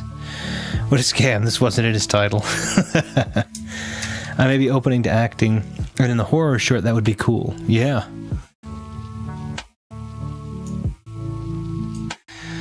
Title should be Texas Bloke Doesn't Shut Up for 4 hours, then plays a game terribly. Am I right? It's only been an hour 40. Hour 48. I had to make myself some green tea, and I'd passed by the PS3 collection, so I want to take a look and see if I could find that Castlevania real quick, but I didn't see it, so I'll do it after. I'll go digging in and see what I find.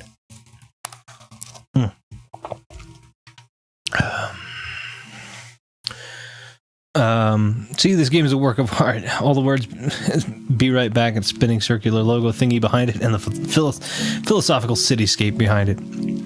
His description will be, help some British guy has locked me in the basement and is forced me to stream every week. I haven't eaten in days, huh? Wonder what that means. I mean, that's what happens. That's the thing. I swear the Nintendo reviewer's multiplayer commentaries alludes to a basement. It must be a similar thing here. Always locked in basements. Such a shame. Maybe the world is a giant basement we're locked in by some higher power that happens to be British. The British are terrible. Glad I'm not British. I mean, you know. I have heard that there's a distinction. I don't know if this is how true this is, but I've heard that there are intentionally people who would distinguish themselves as English as opposed to British, understanding that there is a, you know, just because British comes from Britain, and I think they say the Britain, Briton, not Tian, and I think they said the majority of those people from which the moniker was derived are actually the Welsh now, which still fall under the UK, but anyway, I don't know how true that is, and it probably doesn't matter at all. It's just a curiosity. I know people won't watch my Discord post because they don't like Grease Summer Nights.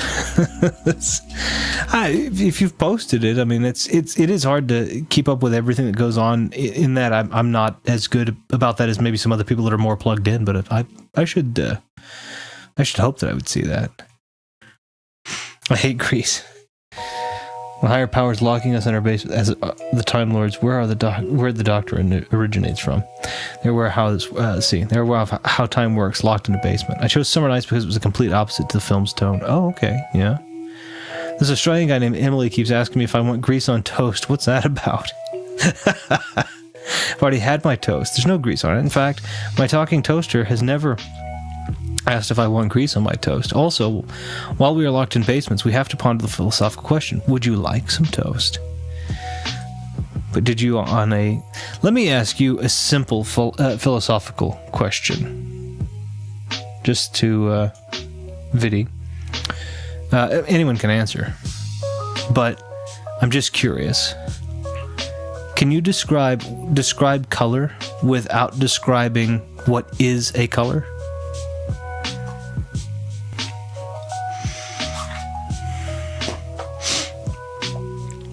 So, for example, can you tell me what color is, but use nothing? Don't tell me that grass is green, right? Describe the color green to me. You can't tell me what is green, but I need you to tell me what green is.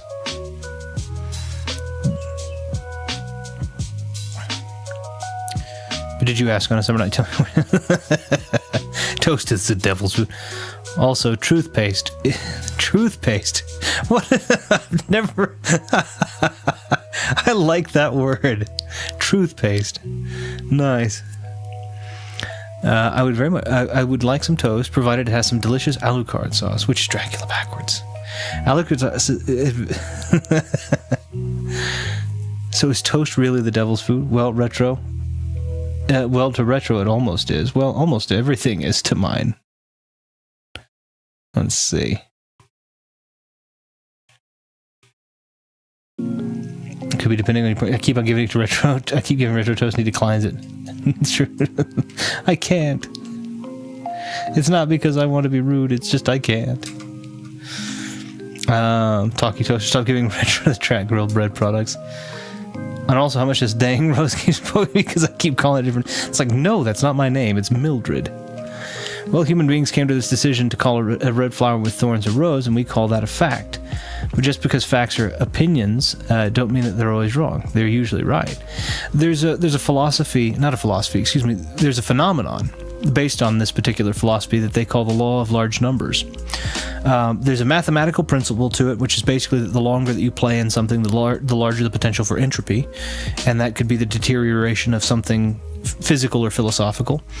And the other one is that they branch off and they call this the wisdom of crowds, right? So it's basically the law of large numbers, but done in people. And the idea is that the wisdom of crowds is that everybody agreeing on something makes that something more likely to be the fact of the matter rather than a collective opinion. But it doesn't go into the kind of morphogenesis of the collective consciousness theory, which is something that I think entirely juxtaposes that. With paint, any color can be right. True. Painting good Alice in Wonderland reference. Gotta say, they will make you giant. Falling down the rabbit hole, or do we take... that's the Matrix, but sure. Well, I'm English. Scotland and Wales are... Gee. Okay, fair enough. And then there we go. Taking it out on the Scottish, on the Welsh, and on the French. Does having a book with pictures in it make you childish, or does it make you feel white rabbit? No, it doesn't make you childish. What is color? Is grass truly green? Is the sky blue? The answer is no, by the way, to that. Viddy. Colors are colors that define a color. What a color is. No, I fail. It's very difficult. I love that answer. No, I fail. Colors are things you see when you eat those weird mushrooms in Wonderland. I mean, that could be a definition. That could be a good definition for that. Color's a thing with a pointy white hat for you. That's true too. And forget those guys anyway. Alice saw many coats of colors. Saw many coats of many colors. So many Technicolor Dreamcoat. I'm fairly certain that that's based off of Joseph, but yeah. So what can be Emily? So that can be what Emily was referring to about facts versus point of view. Do colors truly have taste? Well, I think after that, those crayons I've been eating, I might be onto something. That would be called synesthesia, and that's usually an early sign of a stroke. If you don't have it, if you haven't had it from birth. A collective consciousness, Futurama. What smells like blue? Yeah, so you can be synesthetic. You can have synesthesia where a color has a taste that you most often associate it with that doesn't actually make sense. Like, for example, the color orange not actually tasting or smelling like a citrus. The other thing, to Viddy's point, is, yeah, I agree. I think that color is a point of view. Is grass truly green? Is the sky truly blue? No. The wisdom of crowds dictates that most people would observe it as that, but again, anybody that is colorblind in one shape, form, or fashion will likely see it in a different way. And I use the example of those who are monochromously colorblind, which is about 3%. I think it's a very low percentage, but still. Monochromously colorblind people see the world in shades of gray, and objectively to them, under no circumstance can the sky be blue or green, can grass be green. So you have to accept the fact that what you believe is true is strictly a belief that has fallen subject to the harshest confirmation bias available. That's what's happened. It's like the leaves falling gently to the ground. It's like the flame burning in front of your eyes. It's like blood dripping from your knife. It's like the fire engine racing to save lives. I like that line, though. Something really good about that line that I really like. I like that a lot. If that's a taste of your actual writing, then I'm all game for it. But if that's just you joking around, then your writing is going to be insanely good. I like that. When I was a child and saw old photographs, I thought life was in black and white or sepia or something. Not what we see in colors today, but obviously out of old photos. And that's the thing. Objectively, we cannot say that it is what it is.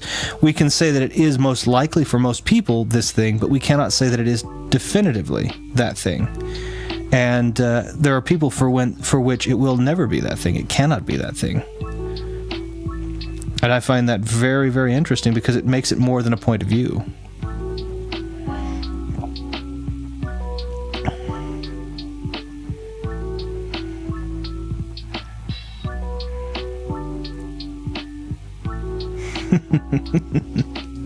Gotcha. It was great. It's a brilliant line.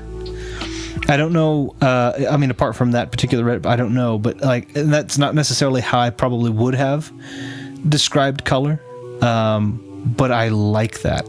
I like that a lot. I love that writing. It's like people in your basement totally not screaming for help. That was a good line though. That was a good line. Should I click on that link or is it Zelda? But I'm incredibly confident in it. I just really liked that line. But no, I have zero doubt it's going to be great.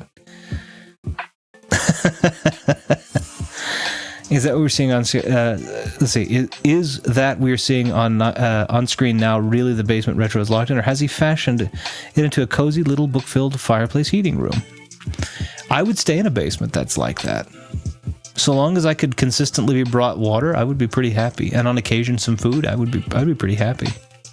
In this case, I have tea though. I have green tea, which I usually do when I do these to keep my voice from going raw.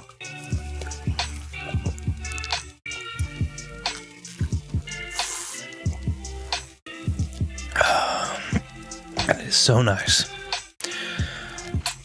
I think that link must come from the aforementioned Dave Nolan gaming imposter. Don't worry, that imposter is long gone on Insta. Good riddance. Yeah. I haven't had anyone in my basement for a while. Viddy, what are you up to tomorrow? I have Doctor Who comics on each step leading down there. Truth paste. That is a good link. Ash, I'll read it later. Yeah, this is really cool. Could the basement be a metaphor for the unstable work-life balance that many people in the workplace find themselves in? Is all work just a big basement? Yes, it is kind of, and it also not. I'm very fortunate to do what I do. My job offers me firstly, I have a position that allows me flexibility. My job allows me additional flexibility. Again, I'm taking off 2 weeks. This week I will be working, and then the week following and the week following that I will be off entirely. And they pay me well. And I just actually negotiated and spoke with them on more pay. And they were proactive on some stuff too, which I want to be which I'm very thankful of. But so I'm actually quite happy. I'm in a position. I have been in positions that I loved the job and the money wasn't enough. I was in positions where I hated the job, but the money was fine. I'm now in a position where I've liked the job quite well, and the money's pretty good too, actually. So I'm pretty happy. No, I think it's a literal basement. In fact, why was the term of basement used for a lot of games? Basement dwelling gamers. It was supposed to be a pejorative. The idea, well, it's not really a pejorative. I suppose it would be a derogatory term, but a pejorative in the way it's meant to be. Is work really work when you get paid to just lay there? Well, good. Good. I mean, I guess. I guess so. At any rate, I don't know. That's my thing. But if I were to give a full philosophy, one of the things, Viddy, here's another thing I think you might like. There's a book of philosophy. This is a specific philosophical book that I recommend, and it's not hard to find. I know this is everywhere. It's called The Republic by I believe it's Plato as well. And it's very contrary. Now, your form of government, our form of government are different forms of government. They're similar in some areas, but they're different in a lot of other ways. I think you should if you get a chance, it's not usually very expensive. I think I picked up my copy a while back, but I think I picked up my copy for like $6, $5, and it's great. It's a really good book on philosophy, and his philosophy on moral treatises within government workings, and he's very against what kind of America is. But America wouldn't be conceived for another, several thousand years at that point. Very, very cool. I haven't heard of that job for a while since knowing Retro. Couldn't have been me. Isn't that the job where you met him? You'll have to DM me the book title. Yeah, I'll send you a... I need to take a look at that. If I can find some of these, I'll put... If it's not too bad, what I'll try and do is I have a bookstore, and I'm very good friends with the bookseller, the owner of this particular store, and I'll pick up a couple of my favorite books on philosophy. Everything from Franz Kafka to my favorite Greek philosophers, Roman philosophers, and I'll see if I can send you a little care package of philosophy books. I think that'd be really cool. I'll do some research, though. I have an idea of where you are, so I don't need to know any specifics or anything like that until I can have an idea of what it'll look like generally, and then from there I'll see what it looks like, but I doubt it'll be terrible. Are you calling Retro a fat woman? Okay, I mean, I guess for a woman, I would be kind of hefty. For a man, I'm a pretty good size, but for a woman, I guess I might be a little big.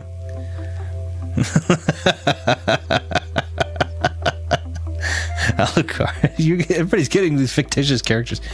I'm like, yeah. Retro never recommends me books. He never sends me Star Wars. I did too. I sent you two specific ones. I sent you Blood Harvest and Death Troopers.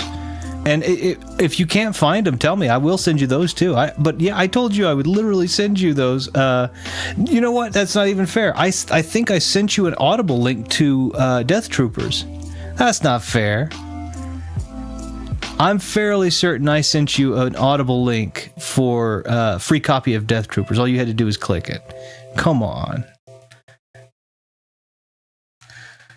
Thought these streams are just Star Wars recommendations and nothing else at all. Dang it, I missed my chance to call channel Vidiacula.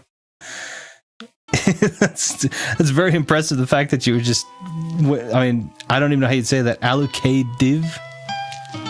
Goodness. Retro doesn't even reply to me. I do too. You sent me the Witcher thing, and I we had a cut back and forth about the Siri protagonist. Studying Star Wars or philosophy, too much for me to have time to... He still declines my toast. Alright, I'm going to go ahead and switch over to the game for a little bit.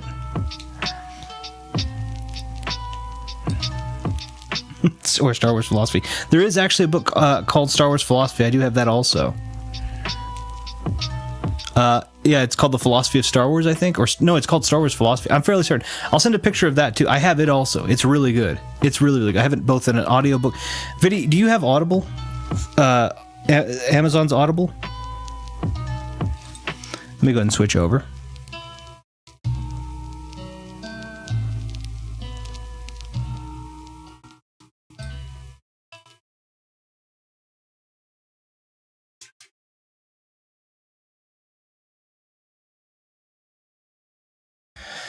Now, Star Wars definitely has interesting philosophical themes.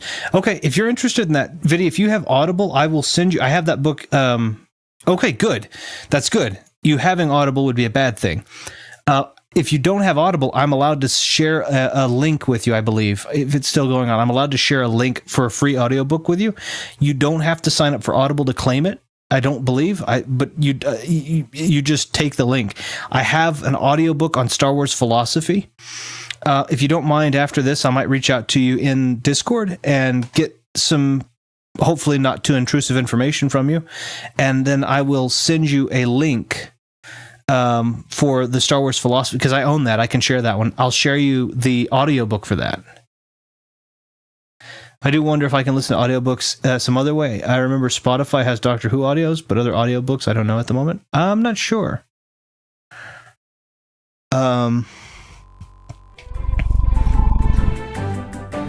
It's a good question. Oh, I forgot I had to put that filter on there. 1 second.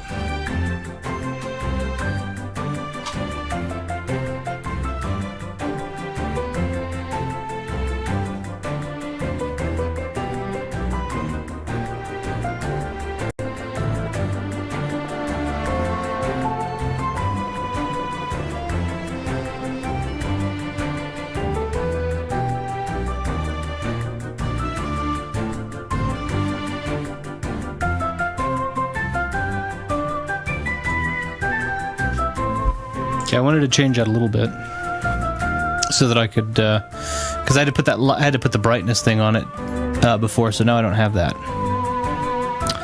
Tinder doesn't reply to my a la carte history list. My goodness. Yeah, no, if you don't have, okay. I just read the Churchill comment. Send me stuff. Stop having favorite. Mom, I've sent you stuff. I'm literally, I offered to send you the Castlevania game if I have it, and then I sent you the audiobook link for Death Troopers, which is a horror Star Wars novel that's, it's not canon anymore, but it's extended universe. And I'm going to send Vidya an audiobook link that he can have for Star Wars Philosophy. I have a very documented relationship with your mother. What were you? Was she a secretary or what? But is it truly a colorful game? What even? It was too much. It was too much color. The Ellen scenes specifically were in the I have no mouth and I must scream were too dark, so I brightened them up. And so with this, I am going to do. They have Seal the Deal and Yakuza Metro. Should I do one of these? Oh, wait a minute. Sorry. I just caught up with this. My goodness. God Lord. I'm glad to know that, Ash. I'm definitely glad to know that. But goodness sakes. So quick question. I guess I'm going to ask, and you guys might have preference. Max, you might know something better than I do. Probably do, in fact. Do I need to do these in any particular order, or do you recommend I start with one over the other?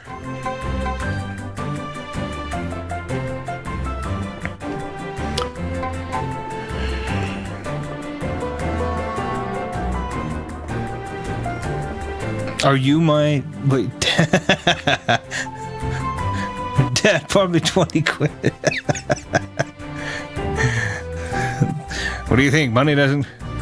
You would do Seal the Deal first. Okay. I am your father. No, that's true. Okay, Seal the Deal it is. That's funny. I don't think I'm your dad. Retro borrow Ash 20 quid got quite a laugh out of it. It was like I've said it before. It's like if you need it, it's fine. But my goodness.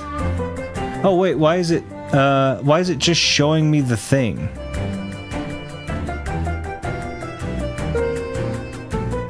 How do I get into it? Hold on 1 second. Let me go back to Fireplace for a second. Just for a second, I just want to take a look and see why it was just showing me that card, but was not showing me the DLC.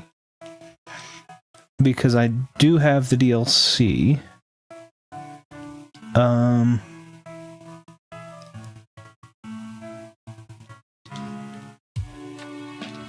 Make sure it's okay.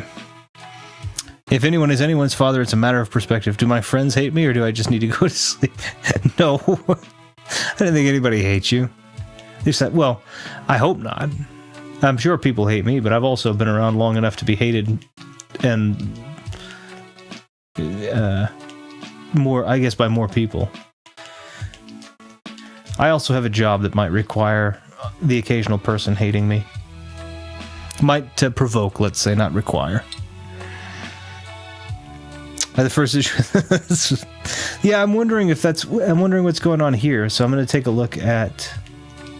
I have them. Yeah.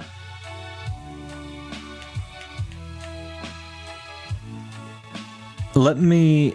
You know what? Let me do this real quick, because I bet this will be the. Well, I don't know if it will be, but I'll try. I was wondering if.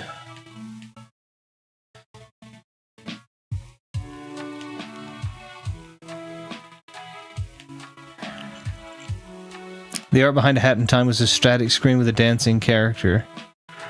It is, as the facts point of you would say, a colorful game. I can't believe I only watched 2 streamers and Nvidia's quit. Made it 1. But we do. I mean, there are people again that and I've recommended this before. You guys are down in the, so obviously we have you, Ash, and we have Viddy, but we also have Thumb, and we also have Omega down there, and of course Fighting Max has actually been doing streams that he's been posting in the Discord as well, which I think are pretty solid. They're just basically Let's Play playthrough, which I think is great.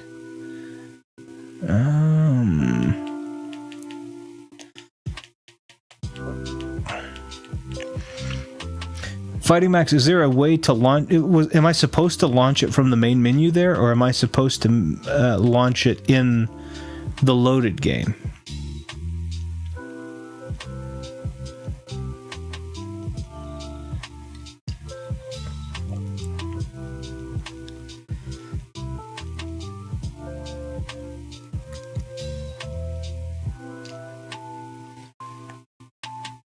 Launch it from the game? Okay, let me... Because I just checked, I was making sure I own them. I do indeed own them.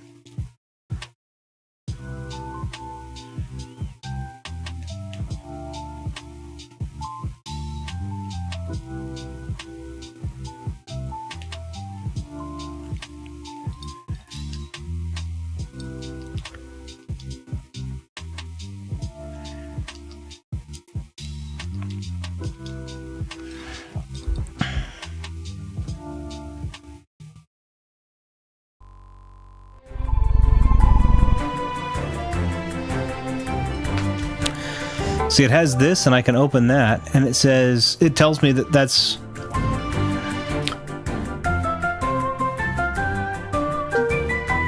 So I can launch it from in here, I guess. Okay. 50 Barrel Ash, 20 quid. Everybody needs money. Like, go into the game and then unlock it? Okay. I don't know, yeah, I don't know from whence to unlock it, so that's the... I guess we'll see when I get in here.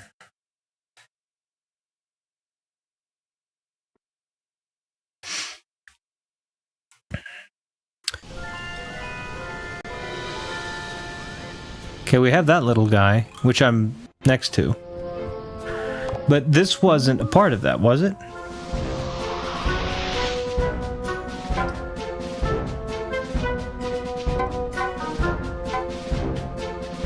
Yeah, that's not it.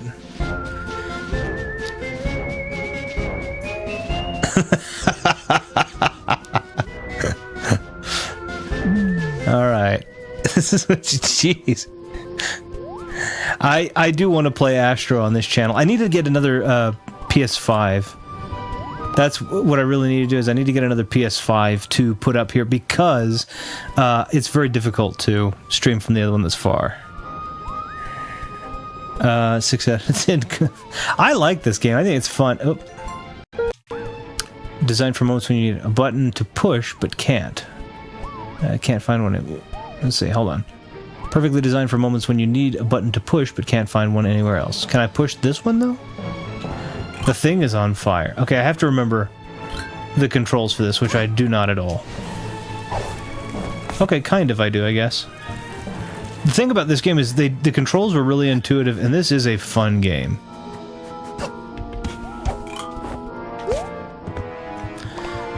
Yeah, I don't remember the controls remarkably well, but they're... That's okay. And then you legally change your name to Emily. Witcher 3 is a 7 out of 10, and that's quite... I mean, that's above average. If you give it a 7 out of 10, I mean, that's still above average. I think that's pretty good. That's... I mean, that's not what I would give it. I think it's closer to... I think it's a nearly perfect game, but...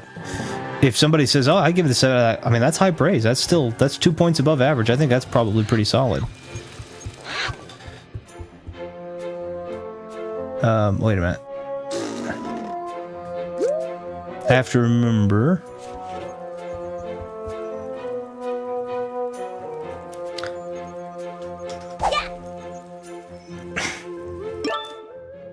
Okay, I need to change this hat to...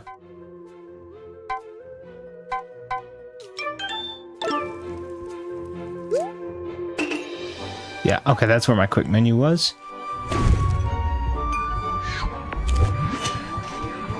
You can tell I haven't touched this. I haven't touched this game much since the last time I played it. Okay, so I can swap hat there. I found this, so that works. Oh, is it?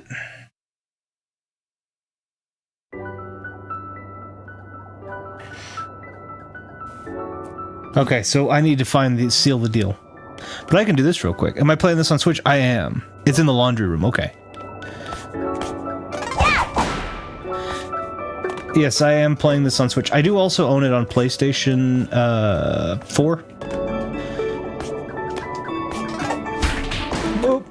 But I am playing it on the Nintendo Switch. Hey!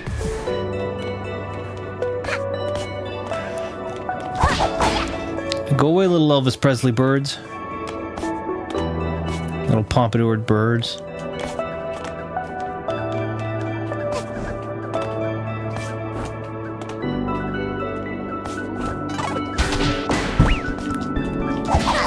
Have to be careful because they will absolutely knock you way the frick off. Okay, hold on real quick.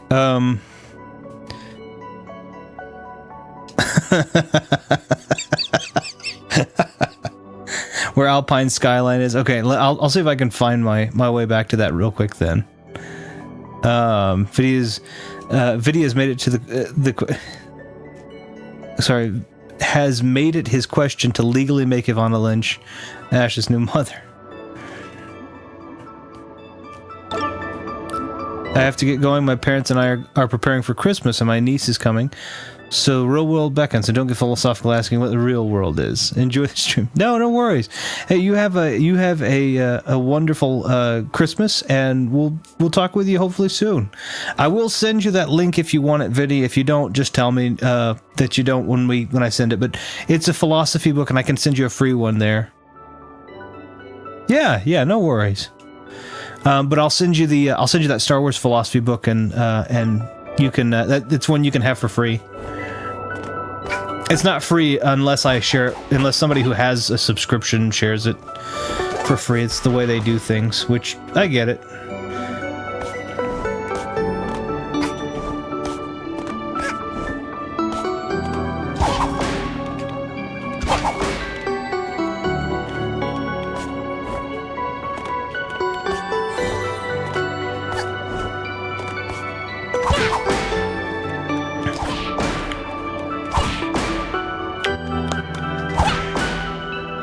That is one of the cool things about Audible is that you can, if you have a subscription, you can share it with people who don't have the subscription, and then they can, and then they basically can have a copy of that book to start their collection off, even if they don't keep the subscription. Which I think is cool.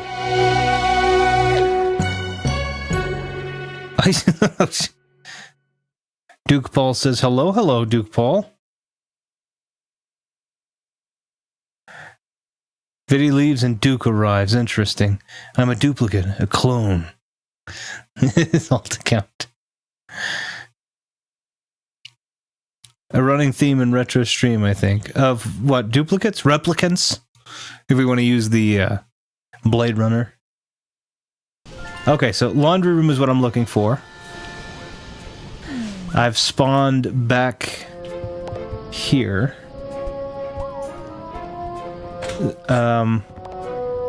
And you said it was where Alpine Skyline was, right?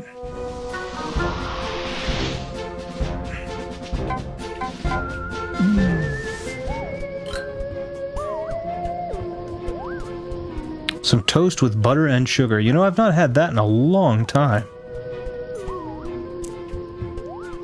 Oh, it's in the same room. Wait.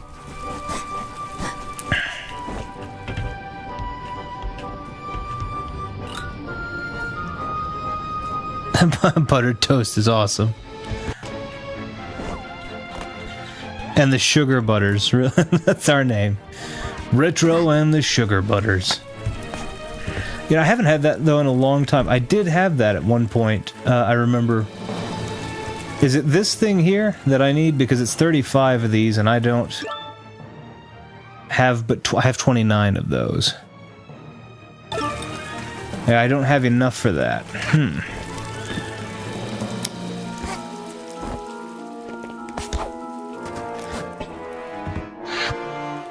Okay, well, let's take a look real quick then at the other.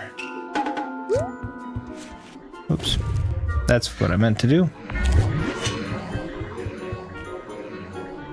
I was to say, I want to see how many I need for that. That may be what we end up doing.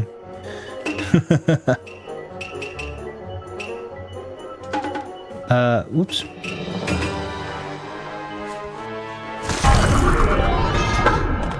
Alright, let's see how many I need for this one.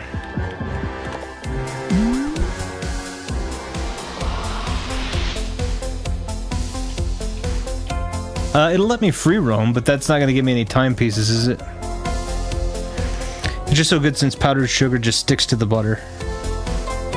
Okay, maybe I'll start here to get some for the seal the deal then, if that's alright.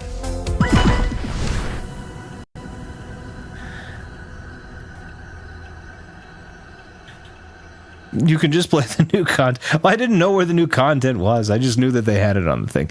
Yeah, I remember when I was quite young. Toast with sugar, butter and sugar was a treat that we could have sometimes. We didn't have a lot of money, so we couldn't really afford a lot of the bread, the butter, or the sugar often. But it was kind of a treat we had sometimes, which was nice. I don't do sugar anymore, though. Well, I say that I do some sugar, but very little.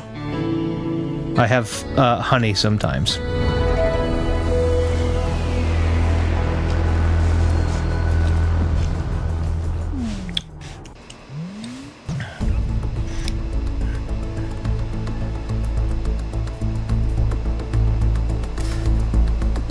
Duke thought on the PS3. Oh, it's gonna be. This has got a kind of a like. Are you a friend? What are you? Ah, that is cool. Okay, and then these are we can't go through because. And this is a language I don't read. It's a classic. It's what I've grown up on. Yeah, I did not grow... I'm not gonna lie and say I grew up on PS3. I was already grown when that bad boy came out.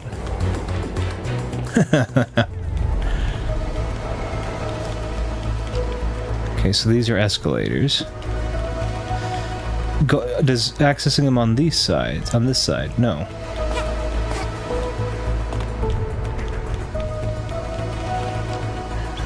Always playing Tomb Raider. Vig Plant... Little Vig Plant. Oh, Little Big Planet. Gotcha. 3 and Uncharted. Yeah, I like the Little Big Planet games quite a bit. Okay. I'm just kind of exploring, so if anybody is sitting here going, he should be doing this, you're welcome to do it, but I don't know. Oh, I'll stick my face out in the middle of a train. Well, that's adorable. Okay, so it is cat-themed.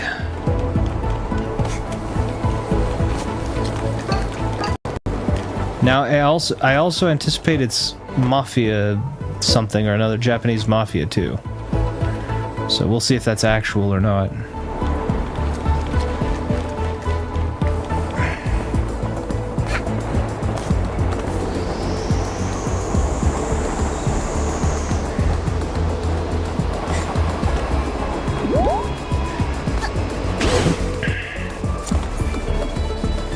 Okay, there's a timepiece around here somewhere. On Mod Ash's thumbs. Hold on, what happened? Stop exploring, streamer dumped that. I played... Yeah, I like the Little Big Planet games a lot. I have the one for PS4 as well, which was a... the announcer is Stephen Fry, and in England there was this comedy show back then called A Bit of Fry and Laurie. And in the newer version, I think the fourth one, they actually pulled in Hugh Laurie. to be one of the characters too, which I think is great. It's kind of adorable, so those games are great. Oh, is that an angry kitty or what? Nope, just bouncy still. I don't understand why though. I don't see like a hole anywhere. Fry and it was good. There was also the, what was it, Jeeves and Wooster? That was also Fry and Laurie. Okay, I think there's something I don't know what I'm supposed to get up there though. Ah, there is something.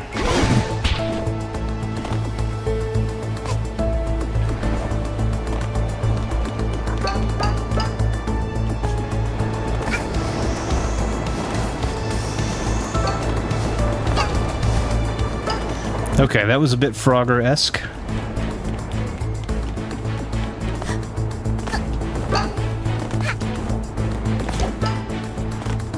Okay, I could go up that way. Is there something over here?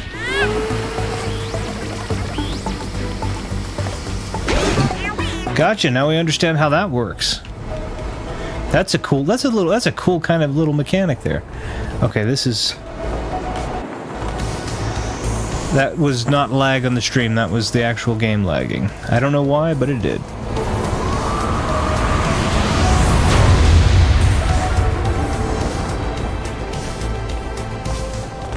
Different recycling. So what did you do with your cut? The usual. I stashed it. What? You just hid it away? You didn't spend any? Oh, step in the orange puddle, that you told me. That's right. I'm saving up for a new place. You're gonna pay for a house in cash? The Frogger bad plot. I think you made a typo. I, didn't think of that. Do you think... I've never seen a French comedy show, I don't think. The cleaning robot looks so friendly. Okay, this little station is adorable, though.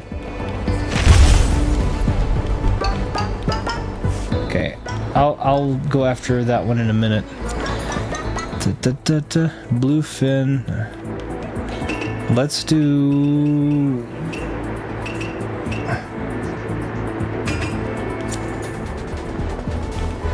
That should make things easier. Who are you? Looking to buy? An undiscovered combo is available, and... rice, tea, juice box, spring roll, and soup dumplings.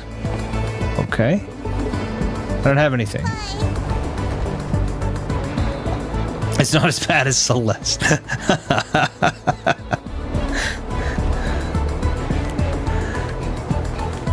Yeah, this game's pretty adorable. I bumped into one of those vacuums the other day. I spilled my tea.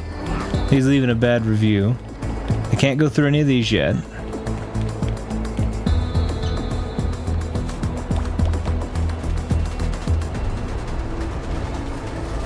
These vacuums creep me out.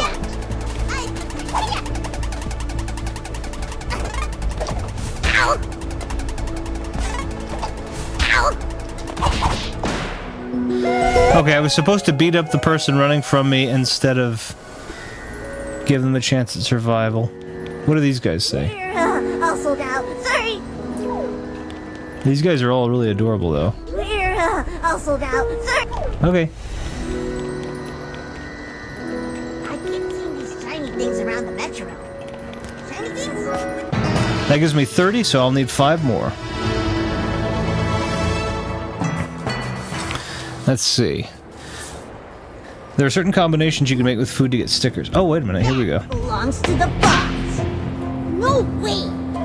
Thank you for bringing this to me. Who do you work for? No one. Well, I can't have you running around interfering with my jewel business. So, you work for me now. Okay, she just gives me a fat stack of cash. We've business to discuss. What is this, West Side Story? What was the snapping? There's more of these, I'm sure. You seem talented at finding them. I pay you, and you bring me more. It's a simple arrangement. I need to keep 6 of them, though, lady. Start looking by the yellow overpass. I'm sure you can find your way. Now be on your way, and don't come back empty-handed. Okay. There are certain combinations you can make with food to get stickers. Oh, okay, okay. So, but I actually have to find the food for real, though, I guess. Remember, a few drug addicts said that this is better than Mario Odyssey? Mario Odyssey's great. I actually don't mind this game. I really don't like the level design. It can get a little bit overwhelming. Some of the areas, like the puzzle areas, I like a lot. The level design can get a bit overwhelming, but I will say it's not much. I wouldn't consider it to be any worse than Jet Set Radio Future, and I like that game quite a bit, so I can't really rate it that harshly myself on the layout if I'm willing to take JSRF. Start your search at the yellow line, girl. Okay. Mario Odyssey is... No, that's reasonable. Mario Odyssey is better.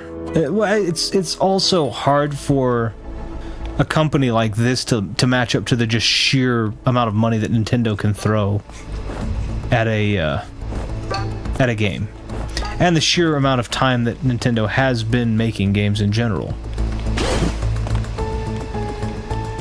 Oh, here we are.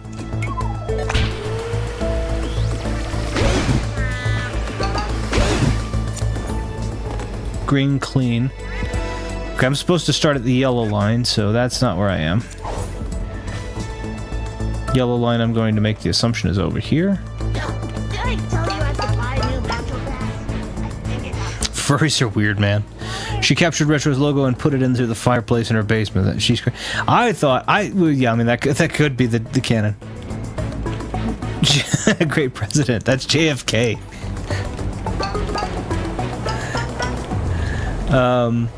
Jet Set Radio Future. I did get the Ash. You recommend, or yeah, you recommend. You made me aware of it at the very least. The one that came out, was it Bomb Rush Cyberfunk? That game is awesome. I also bought it. I have a physical copy of it for the Switch, and I freaking love it. It's very, very similar to JSRF, which I don't think will ever... Oh, a sticker.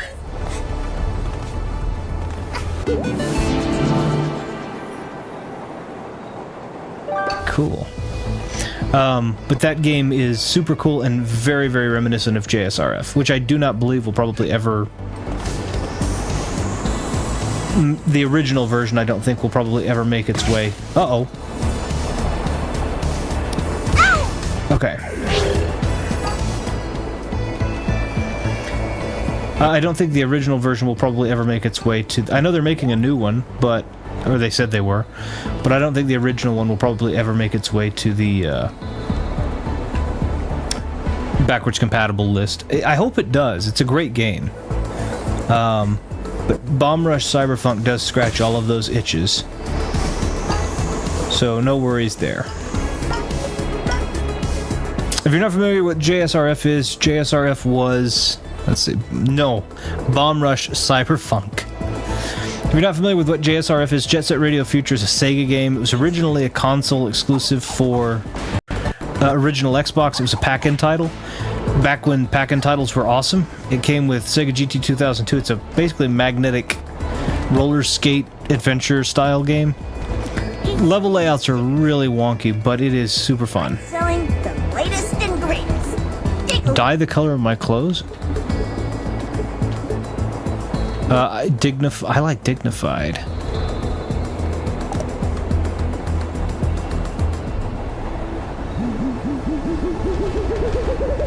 I like that. That looks nice. Oh, I actually really like that. My cape does not match at all.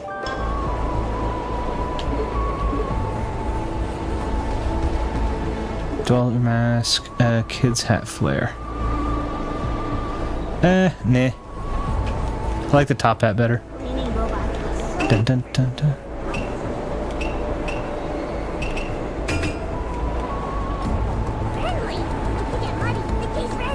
Yeah, I like that.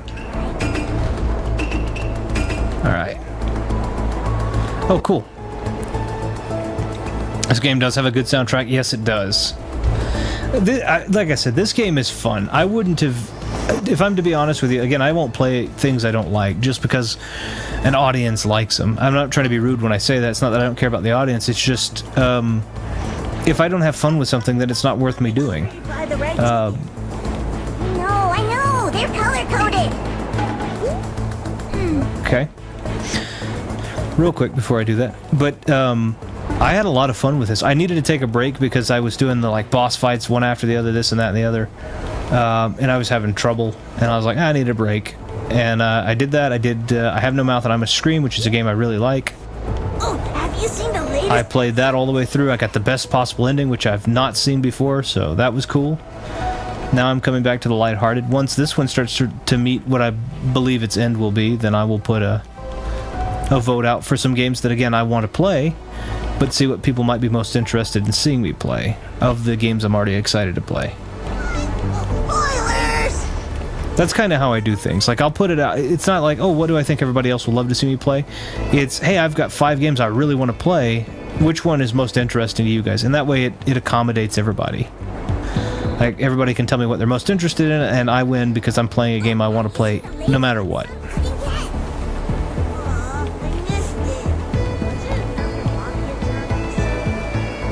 Comic Zone. Oof.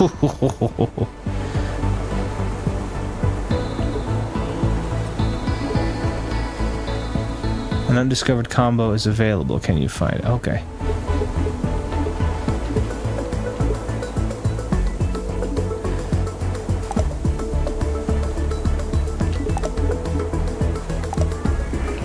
Is that the combo? I just want to try this out real quick and see what's up. The large soda, a carbonated drink in a large container. The large soda remains the unsung hero of moderation. An acceptable pick in the Comic Zone past is great, but that game is super hard. Short of gluttony.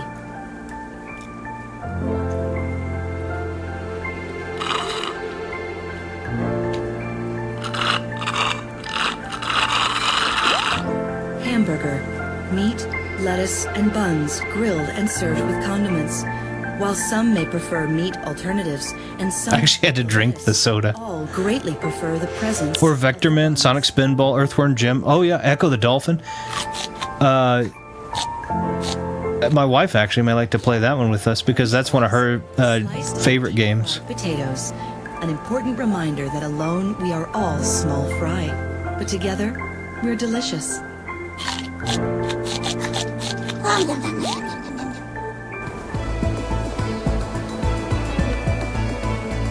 Was that what I was supposed to do there? Alex Kidd is fun. Golden Axe is fun. Okay, I think I got the right thing. They gave me a whole cinematic.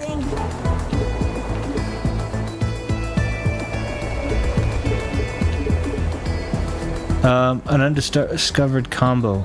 Well, it's probably not the soda. Everything else has a theme of sweets. The soda's a sweet too, I suppose. Ice cream and cookies, maybe? Ghosts and Ghouls, or Ghouls and Goblins, or whatever it's called. I have that one for the... I'm gonna leave it alone. I don't know what happened from that last one. Have you seen the latest episode of Cooking Cat? Missed it.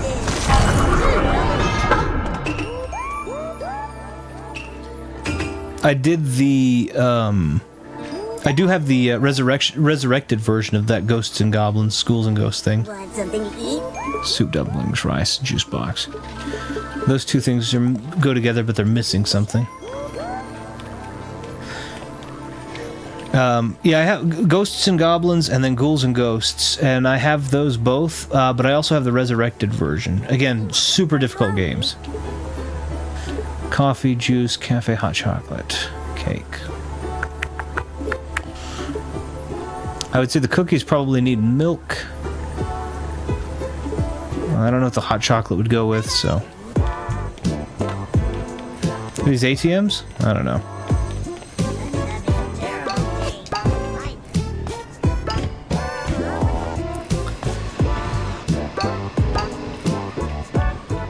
What does this thing do? Can I grab... Oh, didn't realize I wasn't right. I think I can grab onto that, but... Station for 10 minutes. If you want me to tell you the combinations, I can. I might get some help on that in a second, yeah, because I thought the hamburger, the fry, and the soda would be one, and I got a little cutscene for it, but it didn't do anything except for, like, I ate it. Okay. Bounces the same way. A little phone booth, it looks like, and then...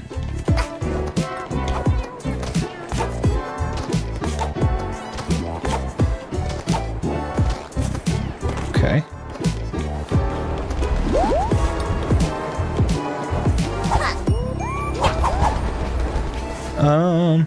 I don't remember how to open this. Yeah, I do.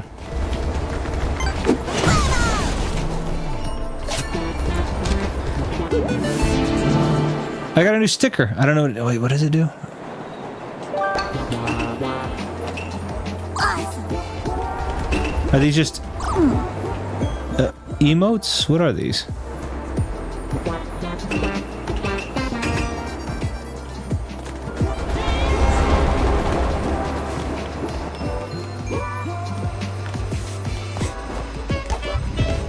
Okay, I thought I saw another sticker. Nope, it's a cat thing. Okay, the bouncing is really fun. Those are just emotes. Okay, they are. I also had to look them up. Okay, yeah, I might get that in just a second. I want to see. I'm just kind of exploring right now. I mean, it's still free roam, but I'm looking for a timepiece also. So I think after I do the timepiece, I might do that. Okay, I have to remember. That's right. Okay, that's how I do it.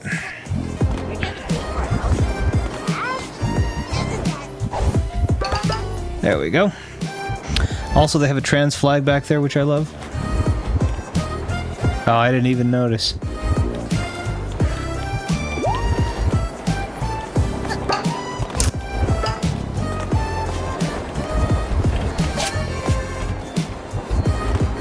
Wait, where did I knock that off? There it is. Yeah, I didn't know. Oh, I see it. On the whole back wall there. Huh. I'm not gonna lie, if you hadn't pointed that out, I wouldn't have realized that's what that was. I know what it is, I just don't know. I wouldn't have realized that.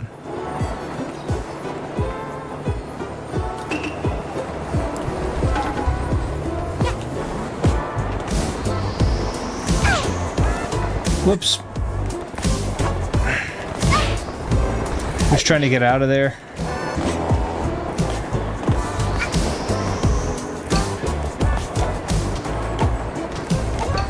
There we go. I hear the timepiece. I'm going to miss my train. I'm gonna take the timepiece. Nice.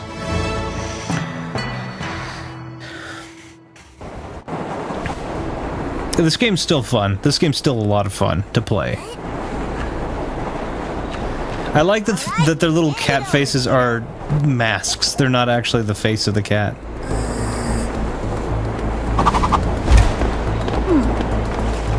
Yeah, but you owe me a stack of cash like I got last time. Okay, question. Am I actually getting these or not? And you have another timepiece for me. Good. Okay. Our little... I like the little jiggle. See that it continues to. Okay. That works. It's going so well. You shouldn't have any trouble buying some metro passes. You won't get around much without them, after all. Okay, I'm going to be honest with you. If this were really me and we were talking about negotiating a deal and all this stuff, my travel would not be coming out of my cut. That you compensate me on top of you taking care of my travel.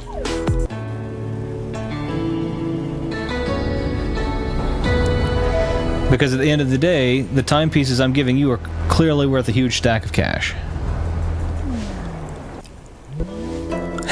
Well, either that or just to negotiate. To be able to be like, no, that's not fair. Alright, let me go to a... I think there was a food vendor down here, so let's go down there and take a look at the... Hello. Can Hi. Your guy, if you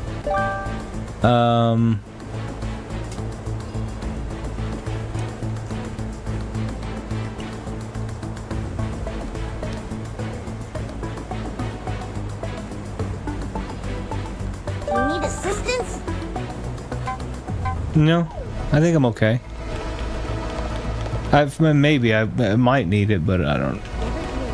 Should I have gotten that? Should I have gotten a guide? I don't know. Her 631 pawns will certainly be enough to cover legal fees, or if not, the huge wad of cash that lady gives her. Yeah, that's true. Ready to take your order. Okay, so rice, I would say, well, sheesh. So that's the thing, like soup dumplings, to me, I would pair those with the rice and tea. That's what I would do. I do think I will, just to answer your earlier one and Ash's thing, I do think I will probably put some Mega Drive / Genesis games in the mix, though. I think that'll be fun.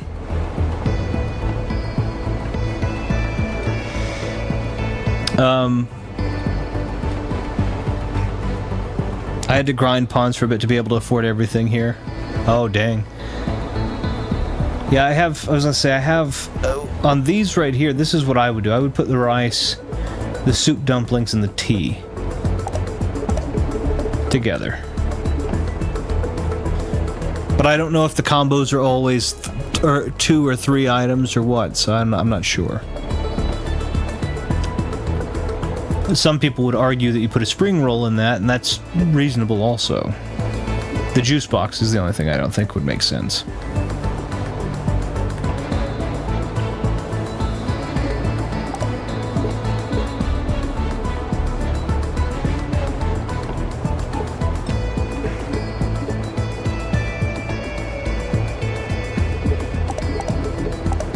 Sure.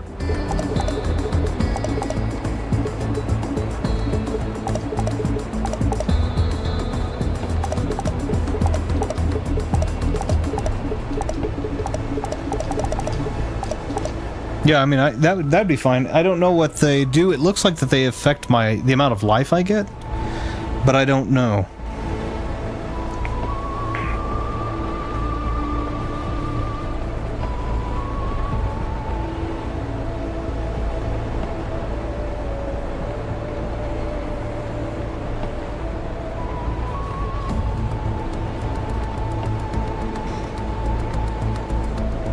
Sure. Not a problem. I actually have a thing to do.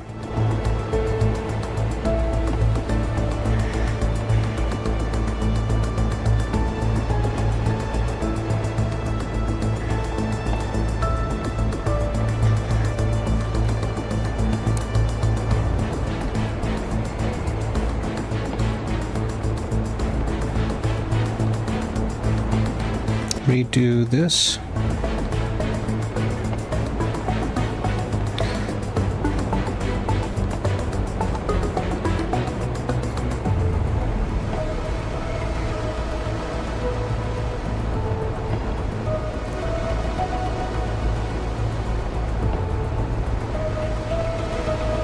I can't shift either.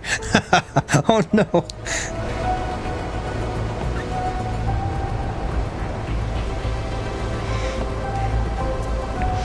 Yeah, there's no cake here. Cake and juice box is a weird combo. I would have thought it to be like milk or whipped cream or something. If it's two, as I say, like if it's two things, I'll step away for a second. If it's two things, I was responding to a message. Thumb had sent me a message, and he and I have actually not gotten to speak in a little bit with the hectic stuff that's been going on with me, and I guess for him as well. So holiday-wise, and it's just been a lot of us not being able to get to catch up. He sent me a message like, "Oh, that's super awesome," and so I was able to get to respond back to him really quickly. Oh, that was really nice.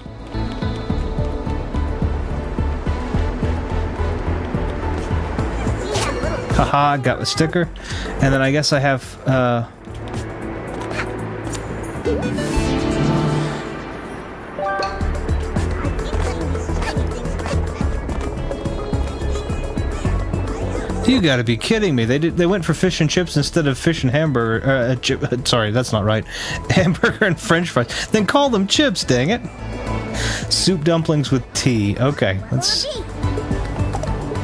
that makes sense. I can understand that.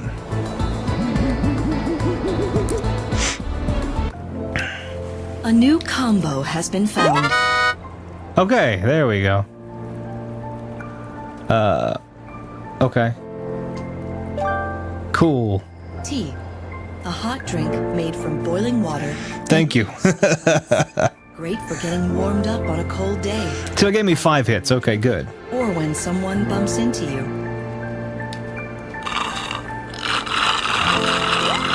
Soup dumpling. Steamed dough buns filled with meat and soup. You won't know exactly what taste hides beneath the dough until you build up the courage to bite into the unknown. I have had those before, and they are great. I cannot eat them as a part of a regular diet, but my regular diet, but they are good. Okay, did you have something, some other combo? No, that's okay. That's all right. I appreciate you for sending it. Okay. I appreciate you for sending it to me in the first place, though, because I wouldn't have gone with a fish and french fries. I would have thought, again, hamburger and french fries. If you wanted to call it chips, then I would have been like, oh, yeah. Okay, so how do I buy a pass? I haven't seen a police guy down Okay, let's find out how to buy. here. Whoops. How to buy a pass. Is it better for me to buy the little guide over here, or does that just make everything way too easy?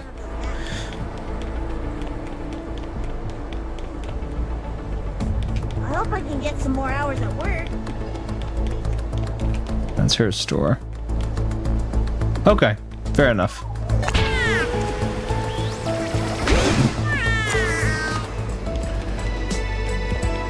I mean, I was just gonna check out all of the different... Oop.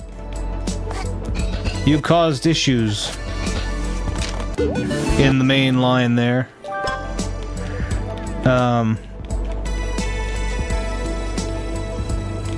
Buy all of the Metro Pass. Okay.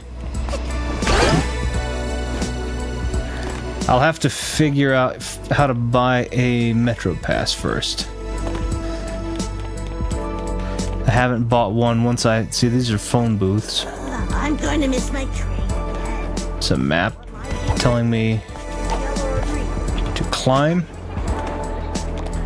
Wanna wear the latest fashion? Hamburger? Nope. Hot to handle.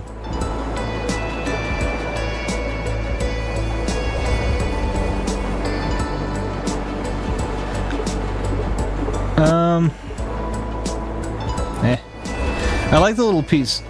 Get the peaceful badge? Okay, I'll get the peaceful badge. I was debating, but you said you had to grind pawns to get everything, so I thought, well, that's already a third of my total.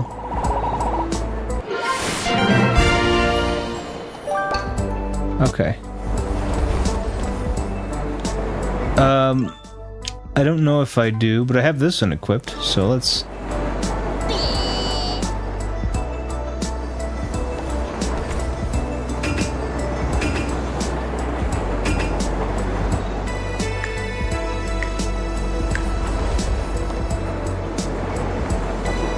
Up and down rapidly.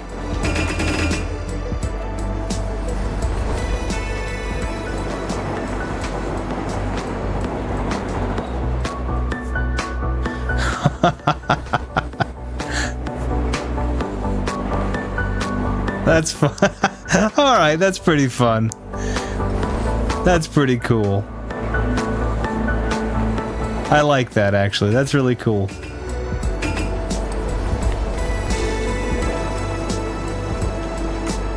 You can do... What was the other thing?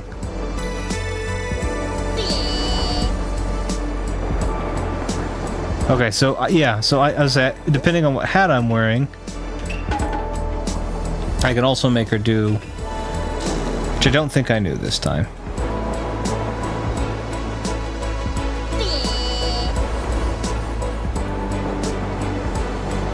There we go. I can have her do little, odds and ends. Like with this one, she pulls the hat off. She's got like a potion underneath, I think. Is it? Because it... Oh, if it is, it seemed like it was, I pushed a button, but I guess it was just an animation in general. Like that one's the idle animation, but maybe it is. Maybe it's all idle. Alright, nope. This one, please. Thank you.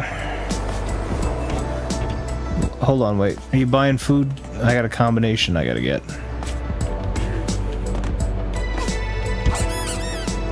Nope, never mind.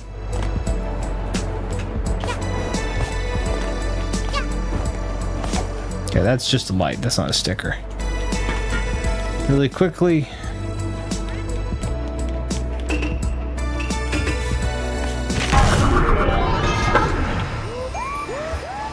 Yeah, that's... I was trying to see if I could do it, but the camera was...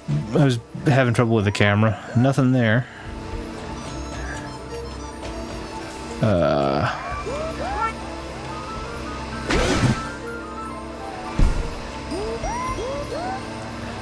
Okay.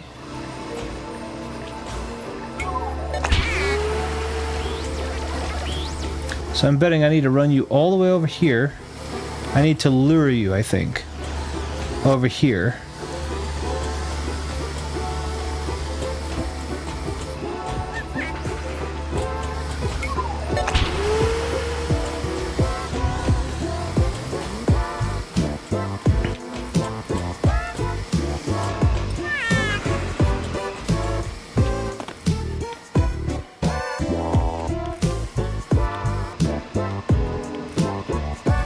So that I could go this way. It wasn't going to let me do the other thing. So I was like, alright. Ooh. Oh, wait. Here, wait. Want something to eat? I don't think any of those things go together.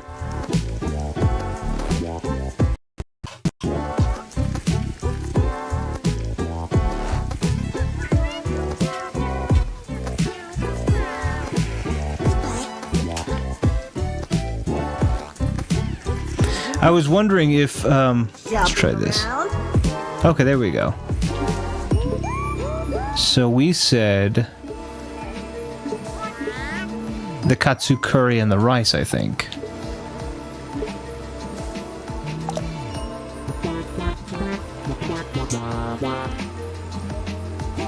Yep.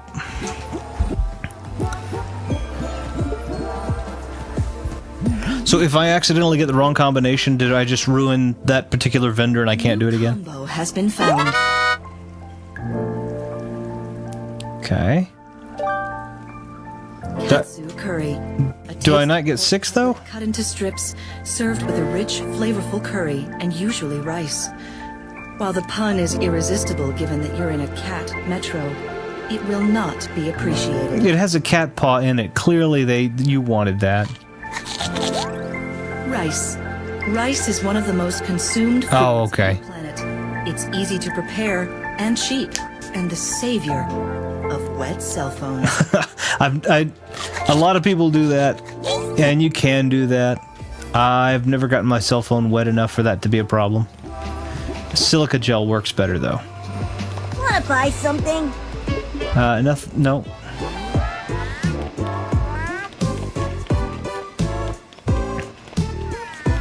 Okay, so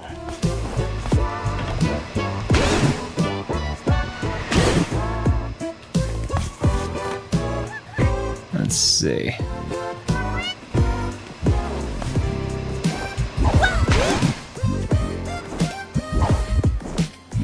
Okay.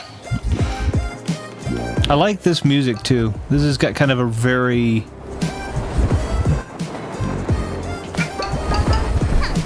very chill. Let's see. I haven't seen it. Looking to buy? Nothing there.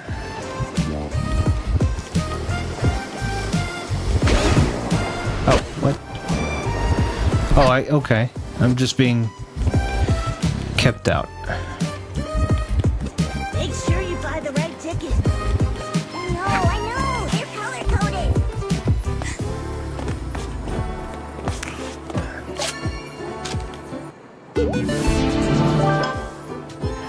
You could do it at the same vendor. You just have to pay for which. Okay, making sure I was up to on the comments. Been to the sushi restaurant at the top? Dun, dun, dun. Yeah, I got it from the green line. Okay. Good work, and it makes me So now I guess the question is, from here where? There are two elevators that don't work. I have this little bouncy guy.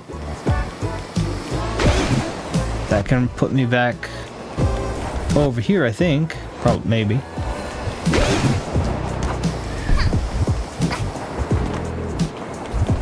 I don't have anything to make a puddle out of.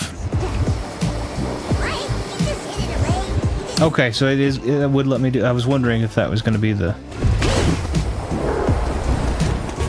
Or if it was just trying to keep me cut off from. Okay.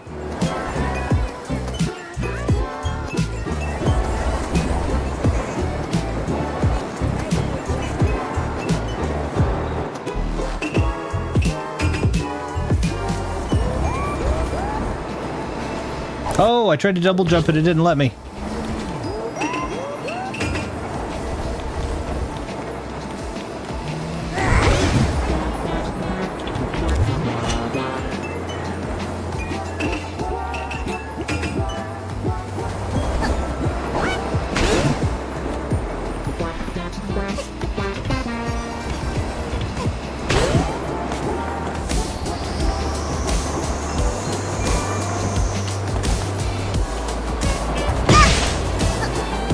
The heck with these? Okay, goodness. Are you hungry? Not for anything you have, thank you. Hey, buddy. You have the time? Hey, somebody stole my wand. It wasn't me, I promise. Oh, I hear a time. Yeah, okay.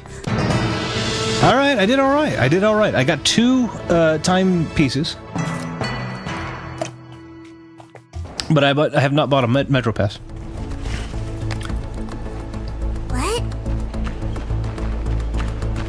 What is You the... know the deal, kiddo. Hand it over.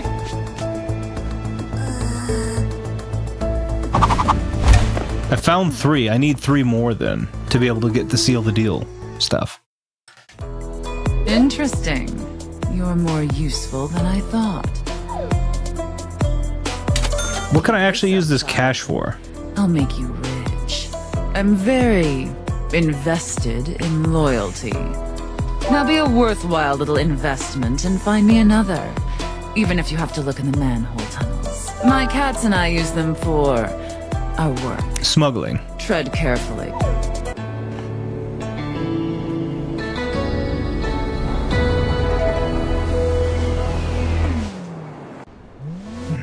Okay, so now I need to learn how to. I mean, I don't guess I have to. That says deluxe. It's supposed to look like it's in kanji, but it's not. That's clever. Talking about why you're on a train? Ready to take your order.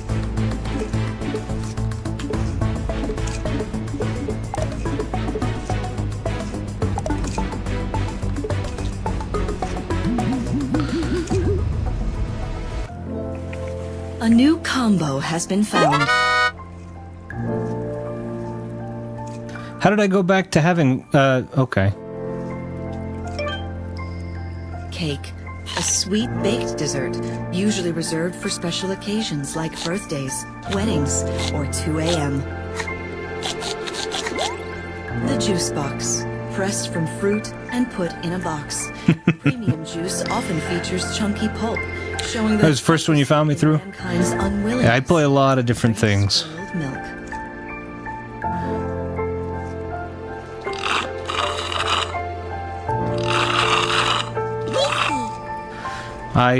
Again, I'm mostly retro orientated, but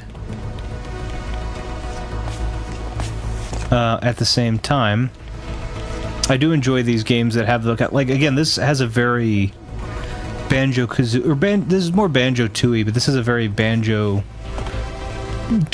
feel to it. I'm going to miss my train again. Which I think is really cool. So, It's not retro, but it has a very retro feel to it. In that respect, I should be clear. Okay.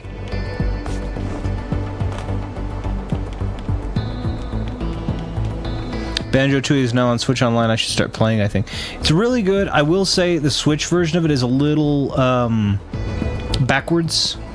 If you're predominantly a Switch player, not a big deal. Switch is going to have the A button as jump and the B button as whatever else they have it as there. Shopping around? Yeah, no combo here. But I mean, obviously, if it's letting you play it for free because you already have the other thing, then that makes sense. There's someone like missing last week. Wanna buy something? I'm having a terrible. Who looking to buy?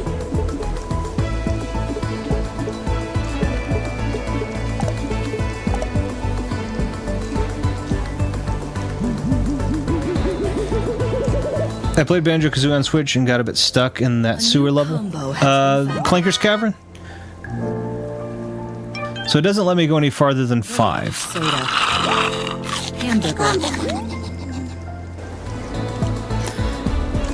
Yeah, so I do it once a year. I don't know if it's something you'd be interested in, but if you are interested in it by chance, Banjo-Kazooie is a game that I 100% at least one time, I should clarify, every year. I've been doing it since the game came out in the late 90s. Hey, do you want to eat? Want something to eat? Okay, no. Wait. Are you hungry? Okay, no.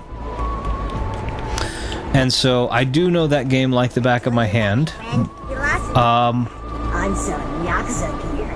Take a look. Oh, he did so. So Yakuza, okay. He did say. I don't want that though. So what did you do with your gun? Okay, I need to figure out where to buy a pass from. At any rate, if you do decide you want to help, I do 100% it every time of year. That's every note, every jiggy, and every empty honeycomb piece. I don't do every like feather or egg because they respawn. They used to all respawn because the limited memory the Nintendo 64 had on the Xbox version, and I believe the newer Nintendo version, they do not, I think, respawn. They may respawn on the Nintendo version, actually, I don't remember, but at any rate, the eggs and the feathers always will, the notes do not, and such. Honeycomb pieces absolutely do not, jiggies do not, and so I do 900 notes, 100 jiggies, and all the honeycomb pieces, which are 2 per level. So if you ever need help, or decide you want some, let me know, and I'll happily give you... I mean, you could just as easily look at a walkthrough, of course, but if you decide you want to... Okay, let me... And I've been poking around. I need to figure out, how do I buy a ticket? Some of the manholes around here? Manholes? You know, there's...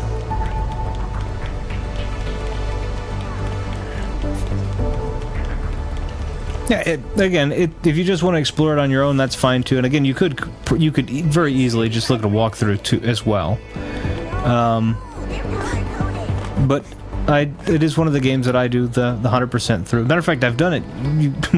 If you wanted to mix the two, I've done the 100% of Banjo-Kazooie twice on this channel. So even the videos are right there. So either way, whatever way you want to do it, or just enjoy it, or say, you know what, this is too much for me, and then don't do it at all. It's either way.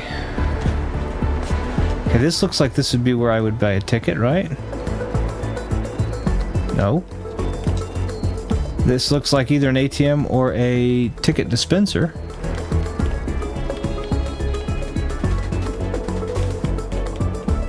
Where do I buy a ticket? You ever think it's weird there's, That's just a waiting area. This looks like a vending machine, so ticket shouldn't come out of that. This is an advert.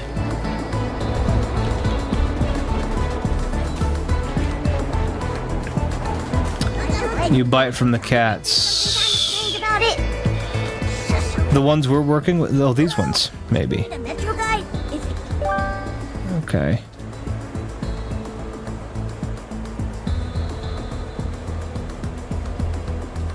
Let's see. You need assistance? So, what do you say? No, I don't need that.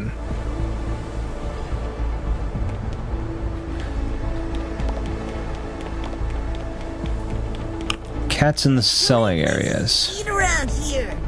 How could there be? You gotta get yourself a Yakuza outfit. They're stylish.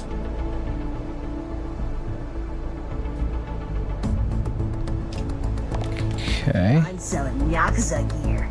Take a look. I'm selling the latest and greatest. Goodbye. Take a look.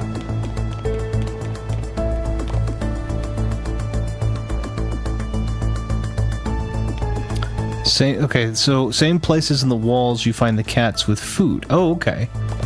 And I missed a sticker. Oh, you're right, I did.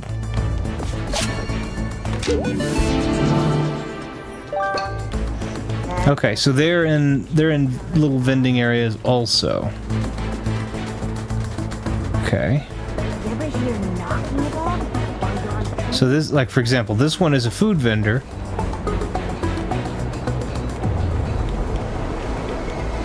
What will I'm curious as to what their I hate this. See, that's all food. Go again. What will it be? Yeah, that's all that's food. You ever hear knocking about? Want something to eat? That's all just food. I bumped into one of those vacuums the other day. Yikes! That's water. I don't want that. Here. They do that. Wait, maybe.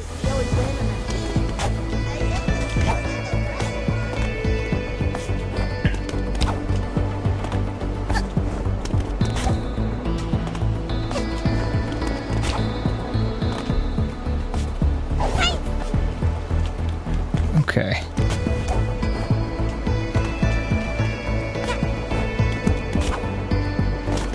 Trying to see if I can run up and catch that. There we go. That's what I was looking for. Rift token. There we go. There are ticket booths. I hear.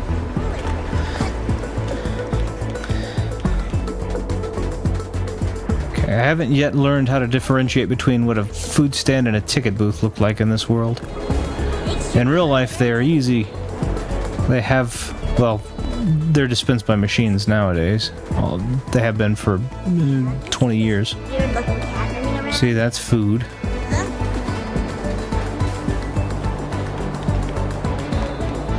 Wanna wear the latest fashion? No, I talked to you. Got you covered.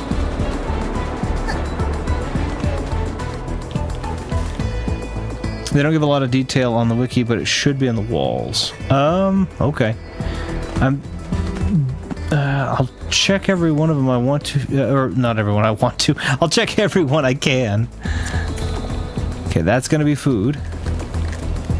Are you hungry? Yeah. This looks like it's probably also food. Bye. Yep. There is also another timepiece over here somewhere. Are you a ticket vendor? You look like a food too. Take your order.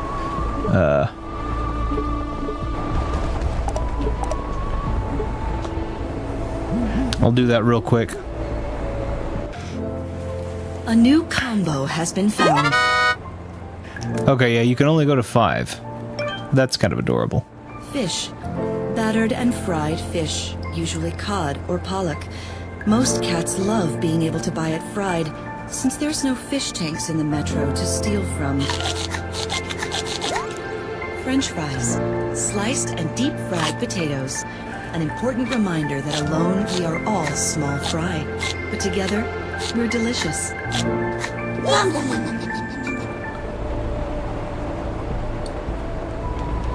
Oh, okay. Let's see real quick then. Money.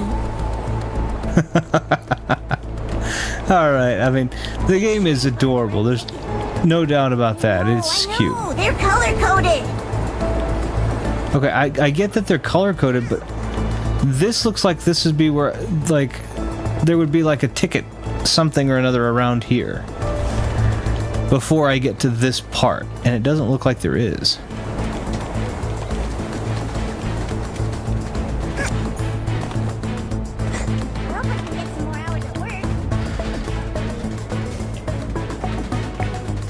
Let me go back to the green one real quick, see.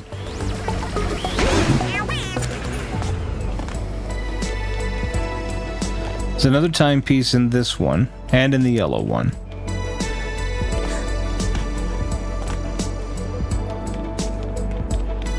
Can't talk right now, kid. Trying to send some work emails. Okay. Yeah, he's just trying to send some work emails.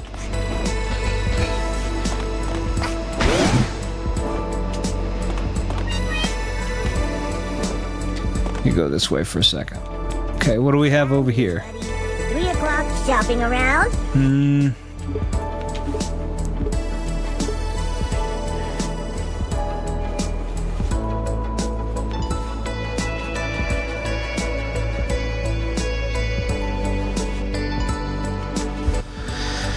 I mean, I could buy the coffee with the cookies, but it doesn't give me anything.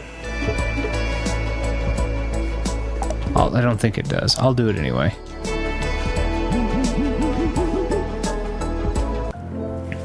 A new Gives me a combo sticker, I has guess. been found. It just doesn't give me any more than 5 on the lives. Cookies. Small baked biscuits, usually full of chocolate chips, raisins, or something else. Great for a quick snack and also dropping crumbs. Coffee.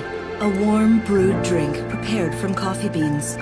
Consuming this drink on a regular basis transforms a kitten to a cat, and a cat to a nervous wreck. That's funny. Alright, we found the combo there. And just looking around really quickly before I jump.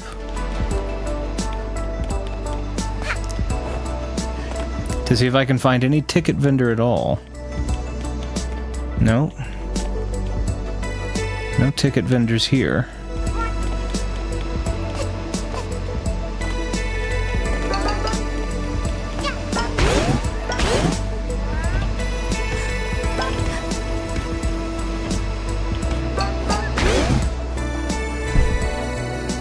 Okay.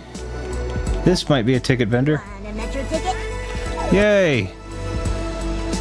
Give me a ticket. So you kind of have to hunt for the guys. Kind of have to hunt for them a little bit. That's okay. We'll buy all of the tickets, and that way... I need this one, and I want the yellow one. Hey, kid. You know it used to be really... Back when there was just one... Well, one's a lot more people.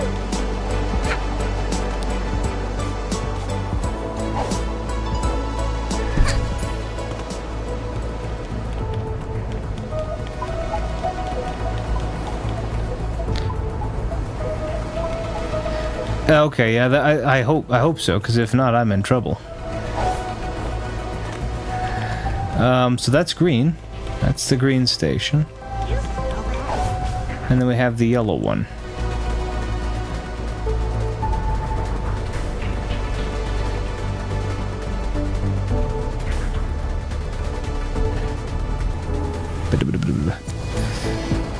I'll do this. I'll see if I can get the ticket for it. And it is getting kind of late, so I'll see if I can get a ticket or and one more timepiece, and then I might call it for this afternoon, and then we'll come back to it again next time.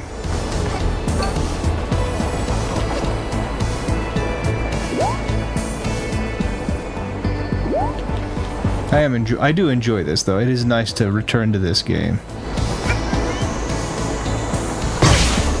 I stood up too quickly.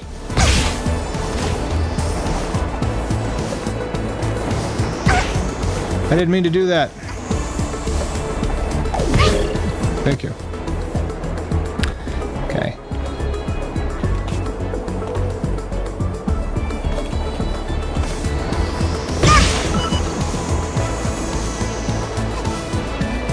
Alright, being killed by a train, not the most shameful thing that's happened. Wanna buy something? Yeah, I'm gonna go ahead and buy this for health.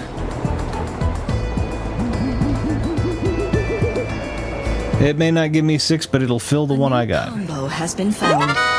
Thank you. French fries, sliced and deep Tasty. fish, battered and fried fish. Okay. Want to know a secret? Are you sure? Okay, I'll tell you. The owner of the jewel doesn't have any qualifications as a jewel. I told you it was a good secret. Nice. I saw the sticker out of the corner of my eye when I was doing that, so... Ha ha ha ha.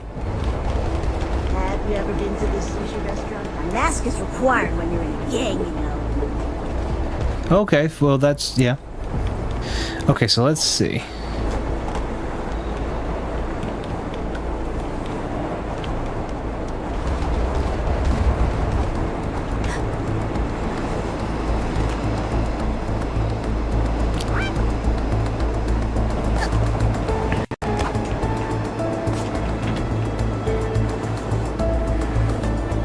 I couldn't remember if I'd gone down here.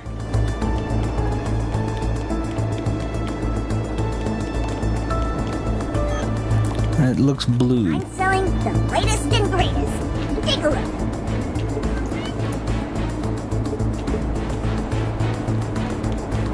Okay.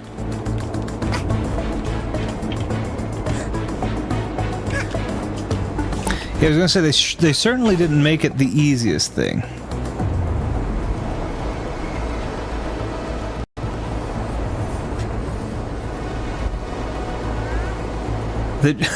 The justice makes you look like that's pretty. That's a cool. I mean, they do a lot of cool little eye winks too here, which I think are neat. Okay, I'm gonna grab those real quick. We're just running to see if we can find another ticket vendor real quick as well. But this looks like back in green, doesn't it? Is this back in green or is this yellow? No, it's still yellow.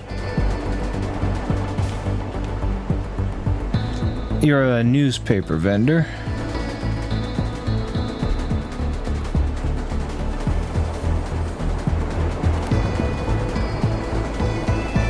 Food vendor. So they certainly didn't make the ticket people easy to find. Food vendor.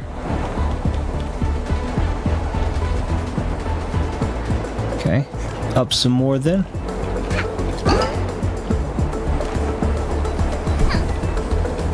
The ones that glow pink have a new combination. Oh, okay, I see what you're saying. But each time I do the new combination, I don't seem to get... Uh-oh. It just takes me to 5 lives, so I figured I would probably wait until I'm low on health and then need to like max out or try to... Okay, that just goes.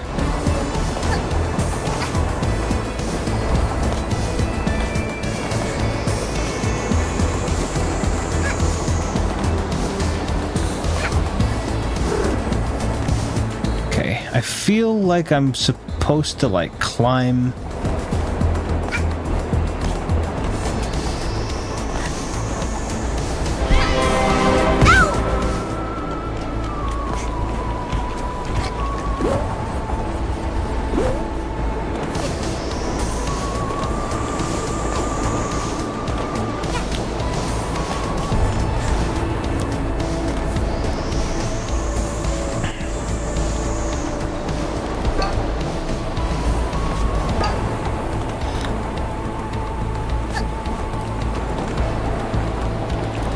That was the ticket station, I'm fairly certain of it.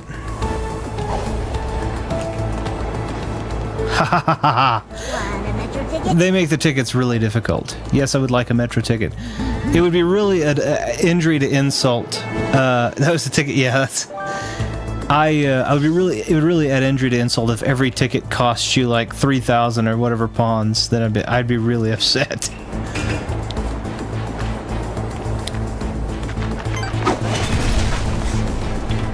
Okay. We'll take that sticker.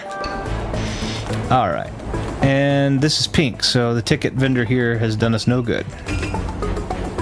It would absolutely... Well, it would make the game realistic in the cost area, but I've never had to, when getting a ticket, I've never had to jump through this many hoops. And that's counting, like, when having to get involved with the TSA. There aren't a lot of trains I've had to worry about here in this area. Like, that's not a thing you can... Here, Want something to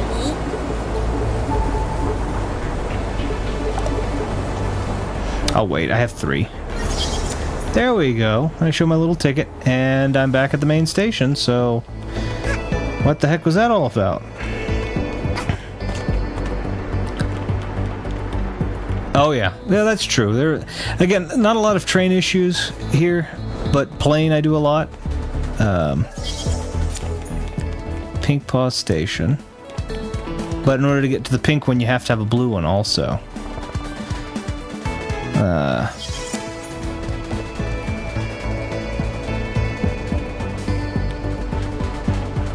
So I have a green ticket and I have a yellow ticket, and then each one I have one more.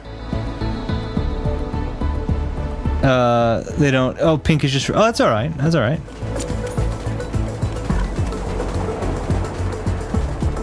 Okay, so let's see if there's a door. We're back at yellow station. I want to know if there's a door that I have missed because I didn't have a ticket that I might now go through.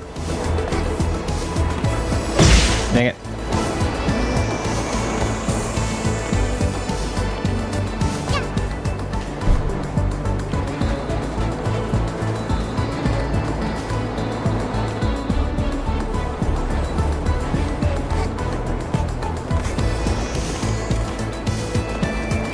That was the door I just went through, so this station didn't have much to it.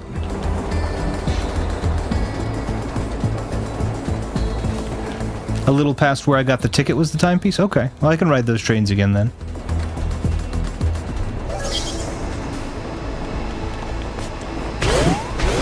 Just gonna take a peek real quick and see. Okay.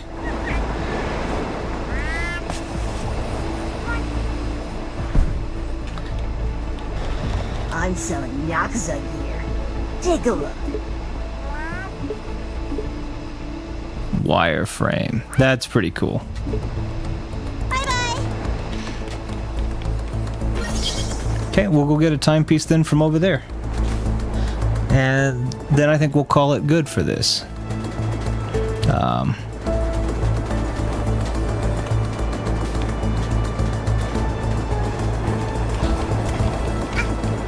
I will go ahead and get food though, because the odds of me falling off of a train are pretty high. Are you hungry?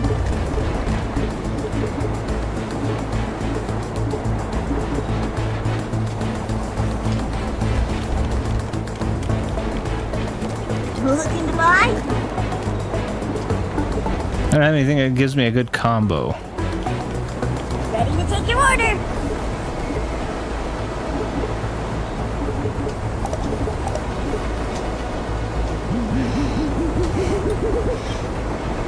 You give me a lot of cash, but no pawns. New combo has been found. All right, cool. Coffee.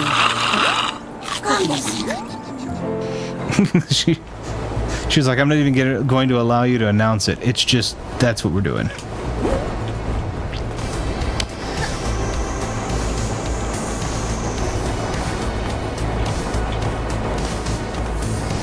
Yeah, the game actually, this game, one of the things I like about it, again, I played Eternal Dark on here, and Eternal Darkness rather, and stuff like that. Okay, so it is above. Okay, gotcha. And I had my complaints about those games not being able to control remarkably well, or this or that or the other. I gotta figure out how to climb. Does this one just go in a circle? Yeah, it does. But anyway, this game does control, once you get the feel of it, this game does actually control pretty well. It's not perfect. I still have my issues with it here and there, but it does actually control pretty darn well. Okay, so how am I supposed to jump up there?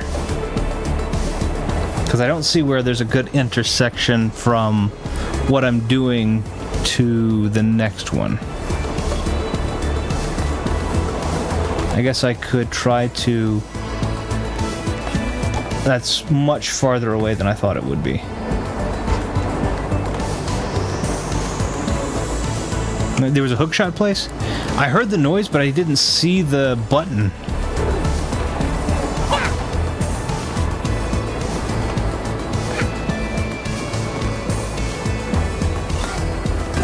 I see the button. Can we turn around this way, maybe?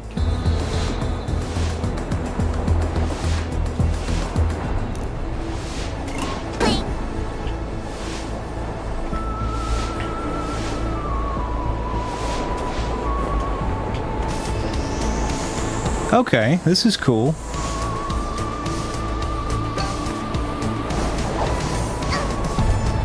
Oh, it didn't let me wall run.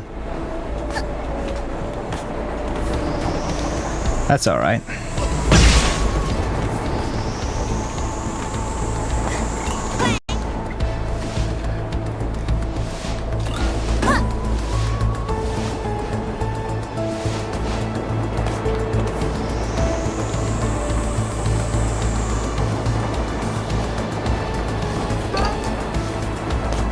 There we go.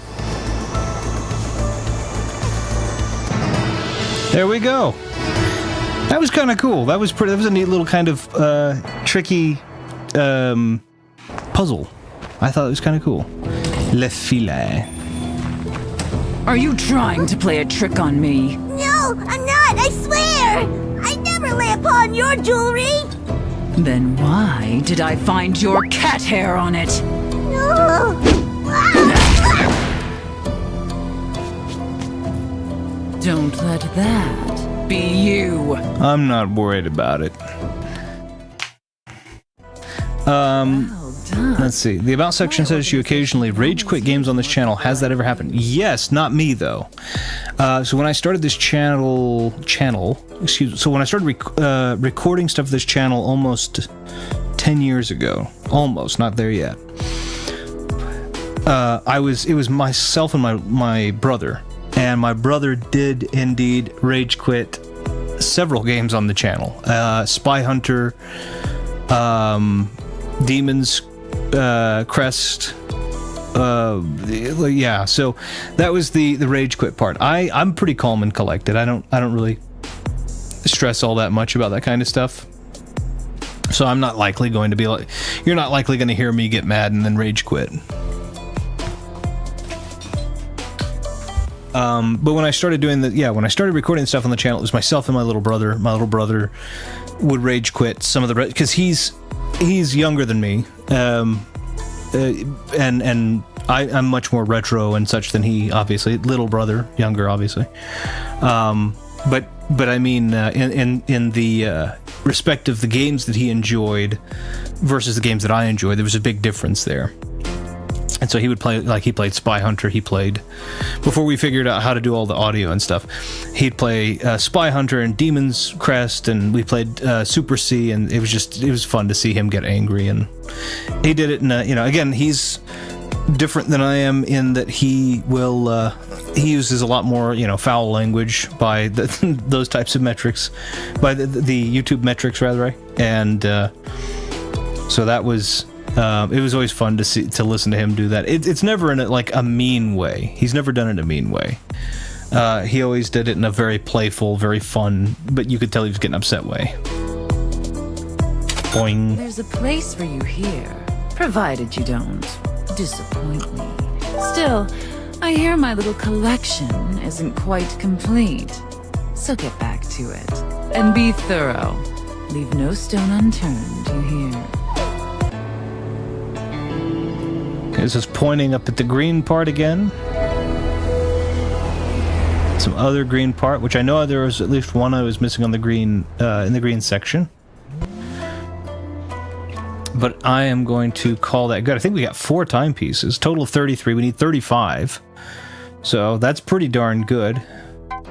We still have some to go. So let me pause that. Is she holding that? No, that's just by her, in case I need it. All right. It was a good long bit. It feels longer than it actually was because the sun is down here and has been for a minute. It was a lot of fun. I had a lot of fun with that. I enjoyed that quite a bit. Funny part about my stream is that the options menu had an option for full screen, and I didn't see it until I ended the stream, so I had to play without full screen. Oh, that's no fun. I'm sorry.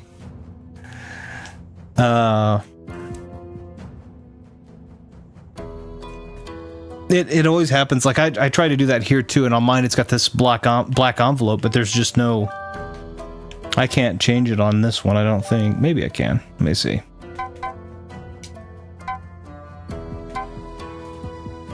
I wish there was a button that lets you full screen like Ace Attorney. That would be cool. Medium. I'm just looking to see. Visual settings. Gamma. Color blindness. No. Input's fine. And audio is fine. Yeah. So I don't know. Sometimes it just puts the little envelope on it there. Sometimes it doesn't. It's just kind of that. Just kind of weird. But oh well, you know. But anyway, let me move us over.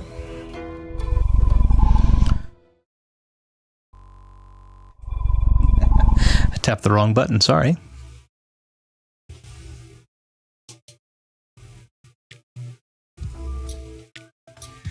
Almost perfectly fitting ending music, isn't it? I was looking at your stream and you did a tour of the retro room 3 years ago. Is it still the same stuff? I'd have to look. Odds are I've probably upgraded some stuff since then. So I'll have to take a look at that. There is also, again, I don't know how interested you are in things. You're welcome to take a peek at any of the I don't think I actually put up a comprehensive. I may have. I think I put a comprehensive list of the materials that I'm using up in the gear section at the beginning. But if you're interested in the gear part, I love talking about it. I don't care about having tip top this and that. I want it to be good, high quality. So like I think in that video, the microphone I was using was, and I could be wrong, I think it was an AKG C214. I'm using a Neumann TLM 103. As of now, that's what I use. And I think in that one I was using a Presonus, I believe I was using a Presonus 15-channel mixer, and I've moved up to the PV20, PV being the name, and then PV, the letters PV20, which is a 20-channel mixer. Over the past 10 years, several times. When I very first started out, we started recording stuff in 2016. So I was on USB mics and USB computer and 2 different computers doing USB feeds that are audio separate and then trying to sync that audio to video. We've upgraded the capture card 5 times, I think. Right now I'm on an Elgato HD 4K 60 Pro.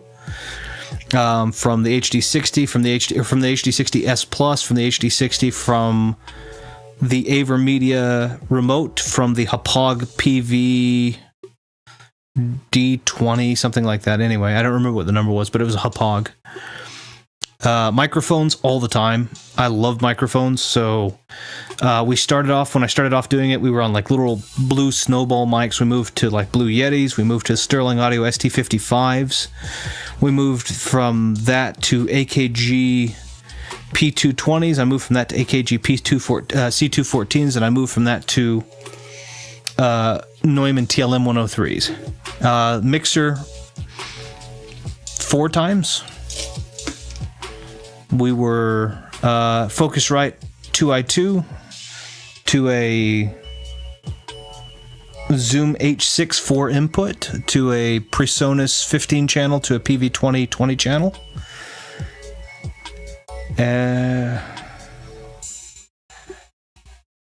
Yeah, I think it's pretty well that stuff. We've upgraded a lot in the past 10 years, almost 10 years. We've upgraded quite a bit. So I guess we're getting close to 9 years. We'll say that.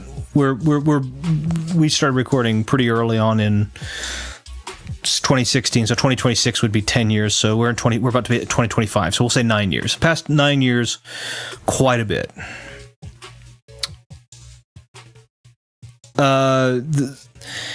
I don't know if you're talking about the screens. I have to go back and find out who this was. If we're talking about the logo, that's me. If we're talking about animating the logo, that's a huge thank you to Omega Ace, who was able to animate it for me. So like if we're talking about like my banner and my logo and that kind of stuff, that was me. And then these screens were designed by somebody that I purchased them from, which was like an Etsy shop, I think, and very, very awesome. And then, yeah.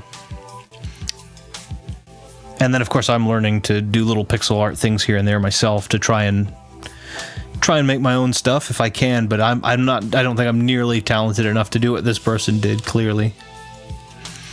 But I'll find the link to see if I can find the link to the person that did it and send it off. A lot of the stuff is either stuff that I bought. Most of the stuff I didn't buy custom. Most of the stuff I bought based off of a kind of general request.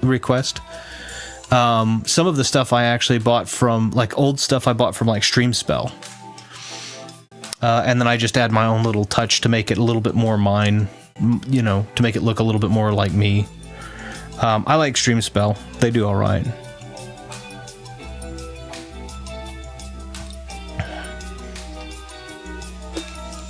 Maybe you can credit the person that bought it from the description because people might be curious. Yeah, I can take a look and see if I can find out who it was that did that. I got to be honest, you're the first one that's asked, but it's a good point. Yeah, I don't mind doing that. I mean, they're clearly very, very talented, so I think it's probably just fine for them to get some. They were, I mean, obviously okay if I didn't, because I made a purchase that was one of those things where it's like, you don't have to credit me, but I didn't think about it, just because I didn't figure anybody was going to ask about the screens. They're beautiful though. That's a really good point. In hindsight, I probably should have been proactive in that, because their work definitely deserves recognition.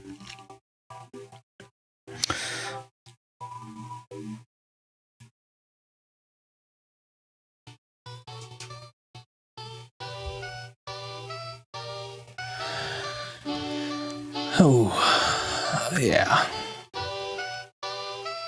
I think they did a great job. I think it's a she, but I think she did a great job.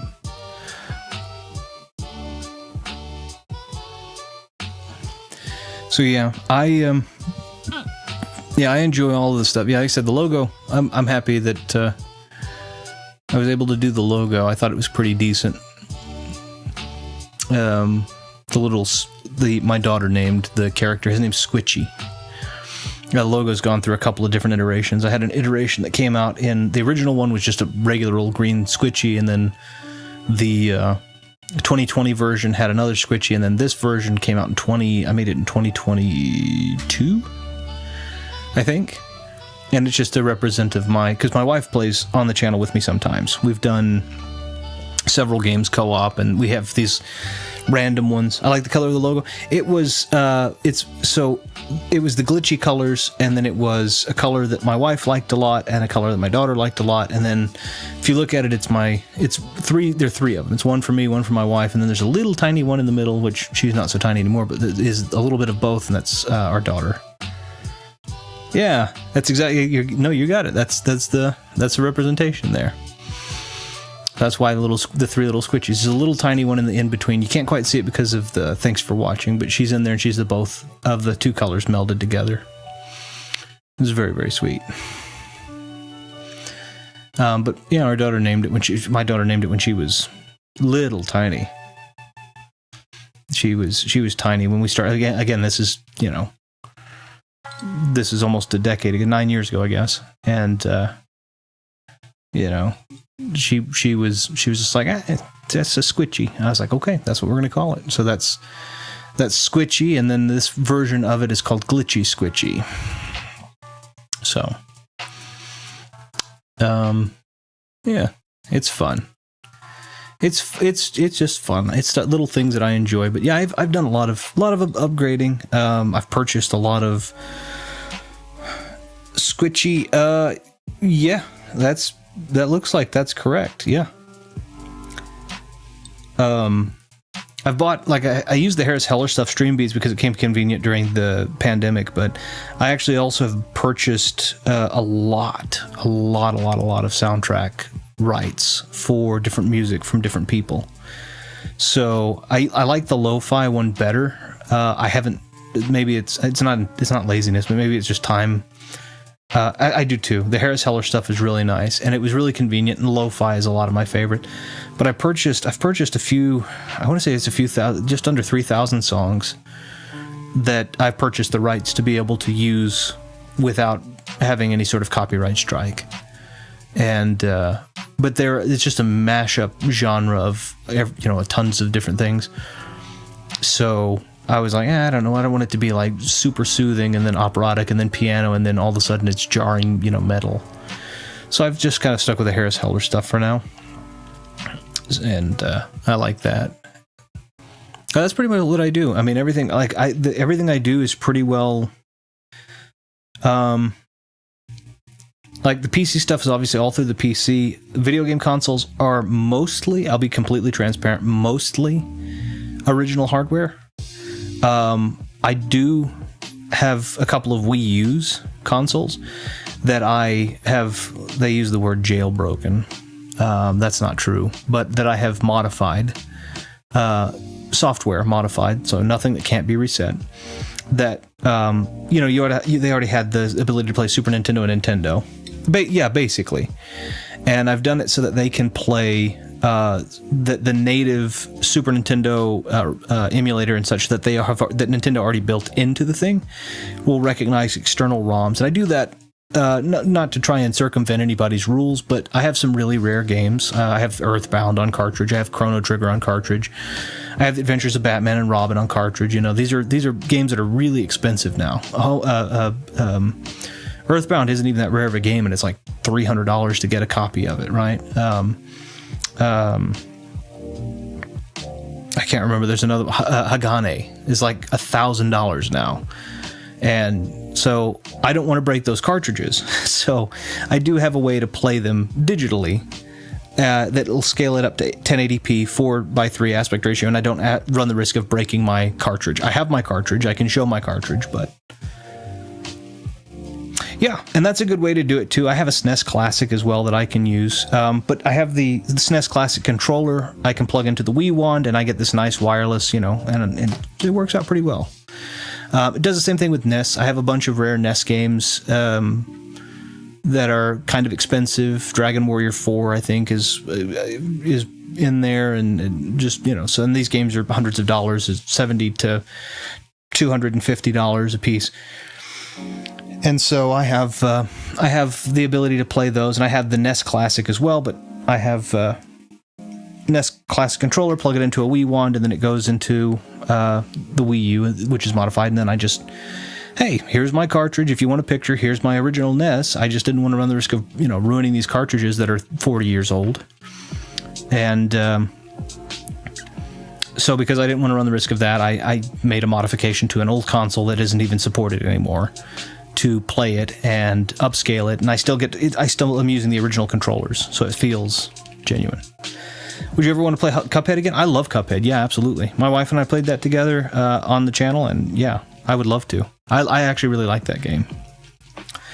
But speaking of my wife, I am going to go and spend some time with her. It has been a long stream. It's been a good stream. It's been fun. I really appreciate you, Fighting Max, Viddy, Ash, for being here. And then, of course, we had the drop-in from Duke Paul, I believe. Let me make sure. Yep, Duke Paul, which I greatly appreciate. I hope that everybody has a wonderful evening, a wonderful rest of your day, and a wonderful rest of your weekend. And we will see you guys. We might not, actually. I think we're traveling. So weekend holiday might be. I'm off for the next couple of weeks. I'm going to be working this week, and then next week I think we're traveling. So we're going to see. I'll be kind of playing it close to the chest, but I'll kind of keep everyone appraised if I can. And I'll send out those things that I said I was going to send out to everybody, just so they can see what they want. Fighting Max, also, if you decide you want to, if you're interested, I'll probably be streaming a lot next week because I have a break. Cool. I probably should be. I don't have a break next week, actually, but I'll see if I can try to make several of those. I'll still be working, but I bet I can make a few of those at very least. I'd love to try to beat at all of them. It's just been crazy, so hopefully things will settle down, and I'd be excited to be a part of that. This coming week. Okay, cool. Yeah, the next week I should be I should be able to catch many of those. So, and yeah, Fighting Max. I do have a gear channel on the Discord. The whole intention was just to talk tech. If you had if you were like, oh well, I am going to get some money for Christmas and I want to throw that at my computer rig, or I want to throw that at my microphone, or whatever it is. I did used to work in tech, and I've upgraded my own stuff several different times and failed. It was a complete learning experience. I worked in tech, so I knew the computer part of it. I didn't know the audio part or any of that, sync, and I didn't know any of that. The production part, I had no idea. But now I've done this for years. I got some idea on the equipment. So if ever you decide you want to talk, you're like equipment, or you're just like, I'm thinking about maybe upgrading this. What do you think? And here's my budget and this. Let me know. I love talking the gear. It's really nice. So, but otherwise, I hope you guys all have a wonderful weekend. We will see you next time.